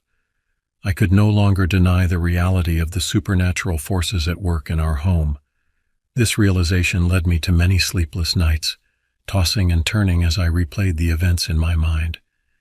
It was during one of these restless nights that I had a dream so vivid and profound that it would alter the course of my life once again. In the dream, I found myself standing in the T-shaped corridor of our house. The air was thick with a luminous mist that seemed to pulse with life. At the end of the corridor stood a figure bathed in golden light. As I approached, I realized it was the Virgin Mary, her eyes filled with infinite compassion. She spoke to me, her voice resonating not in my ears, but in my very soul. "My child," she said, "you have been seeking with your eyes open. Now learn to see with your heart." I woke up with tears streaming down my face, feeling a sense of peace I hadn't experienced in years. The dream felt more real than any of my waking experiences with the supernatural. It was as if a veil had been lifted, allowing me to see clearly for the first time. Driven by this experience, I found myself drawn back to the Catholic faith of my childhood. The very next Sunday, I attended Mass for the first time in years. As I sat in the pew listening to the familiar rhythms of the liturgy, I felt a profound sense of homecoming. However, my return to Catholicism seemed to trigger a new wave of supernatural activity in the house. It was as if the entities that had been lurking in the shadows were now boldly making their presence known. The first incident occurred just days after my first Mass. I was walking down the T-shaped corridor when I saw it, a gray, amorphous mass darting from the backyard towards the last bedroom. It moved with startling speed, but what struck me most was the sense of intelligence behind its movement. This wasn't some mindless specter. It felt like a conscious entity, observing and reacting to my presence. Weeks later, on a quiet afternoon, I had an encounter that chilled me to the bone. I was passing by one of the bedrooms when I caught a glimpse of movement. A little girl, no more than 6 or 7 years old, ran from one room to another. She had bright blonde hair, fair skin, and wore a white lace dress that seemed to belong to another era. My heart racing, I followed her into the bedroom, calling out softly. But when I entered the room, it was empty. There was no sign of the child, no place she could have hidden. The window was closed and latched from the inside. It was as if she had simply vanished into thin air. These experiences, as terrifying as they were, also filled me with a strange sense of validation. After years of being the only one unable to see the supernatural activity in the house, I was now experiencing it firsthand. But with this validation came a growing fear. What were these entities? What did they want? And more importantly, were they a threat to my family? My spiritual journey wasn't over yet. As I delved deeper into my renewed faith, I felt drawn to the rich traditions and mysticism of Eastern Orthodoxy, the icons, the incense, the sense of ancient wisdom. All of it spoke to something deep within me. After months of study and contemplation, I made the decision to convert to Orthodox Christianity. Little did I know that this decision would mark the beginning of the most intense and terrifying period of supernatural activity our house had ever seen.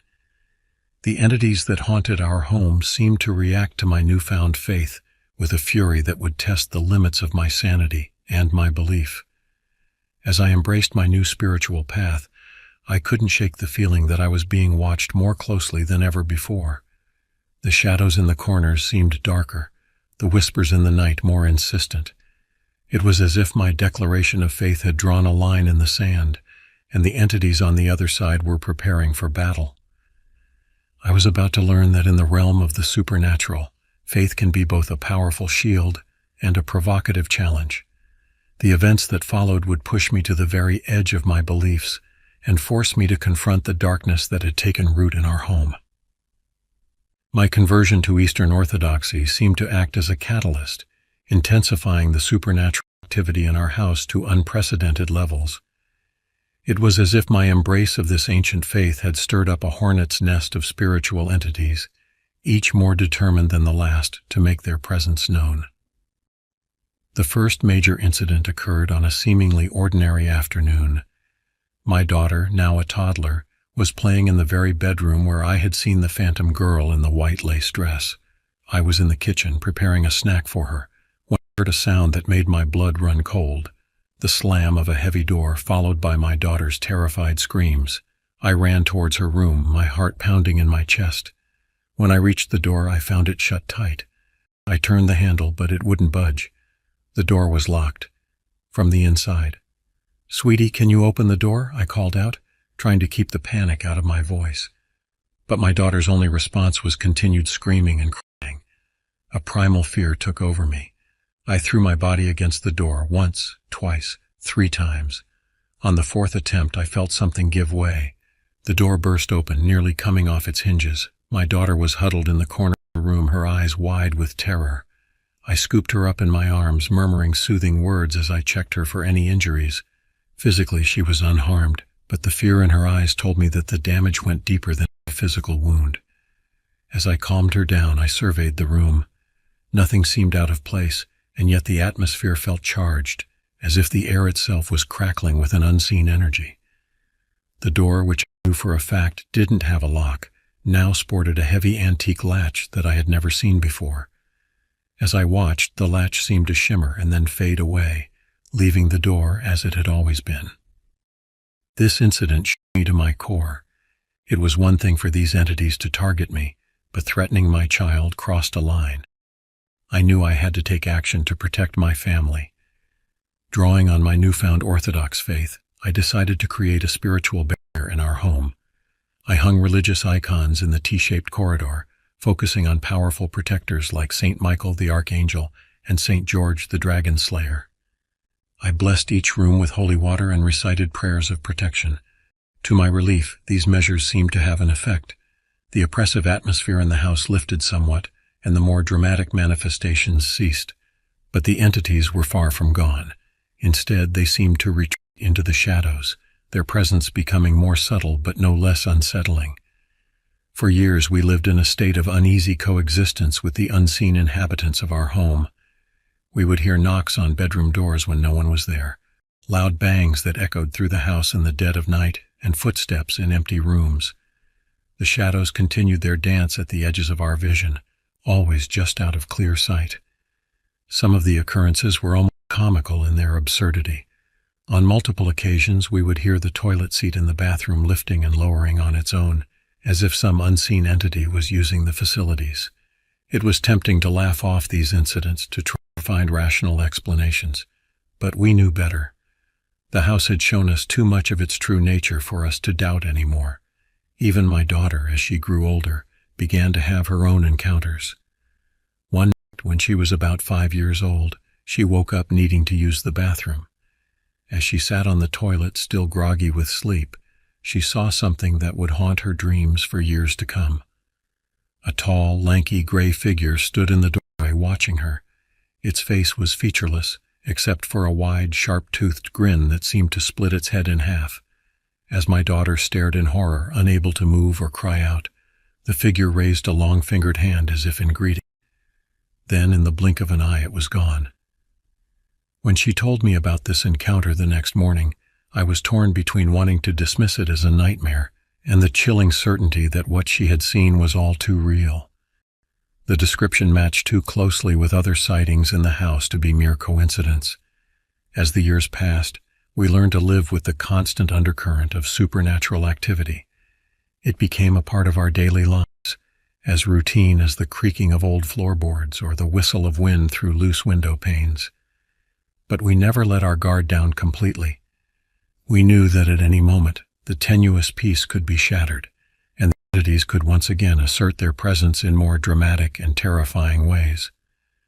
Little did we know that the most chilling encounter was yet to come, an event that would force us to confront the true nature of the forces we were dealing with and question everything we thought we knew about the barriers between our world and the realms beyond. It was a balmy evening in Belém, the kind where the air hangs heavy with humidity and the scent of blooming jasmine. My daughter was at a sleepover, leaving the house unusually quiet. My wife and I were in our bedroom, enjoying a rare moment of peace as we chatted about the events of the day. Our conversation drifted to a young woman we knew, recently married and expecting her first child. We spoke of her excitement, her hopes and fears about impending motherhood. It was a normal, mundane conversation, the kind that happens in countless homes every night. But what happened next was far from normal. As we talked, a voice suddenly cut through our conversation. Clear and distinct, it said, "Eu quero a minha mãe."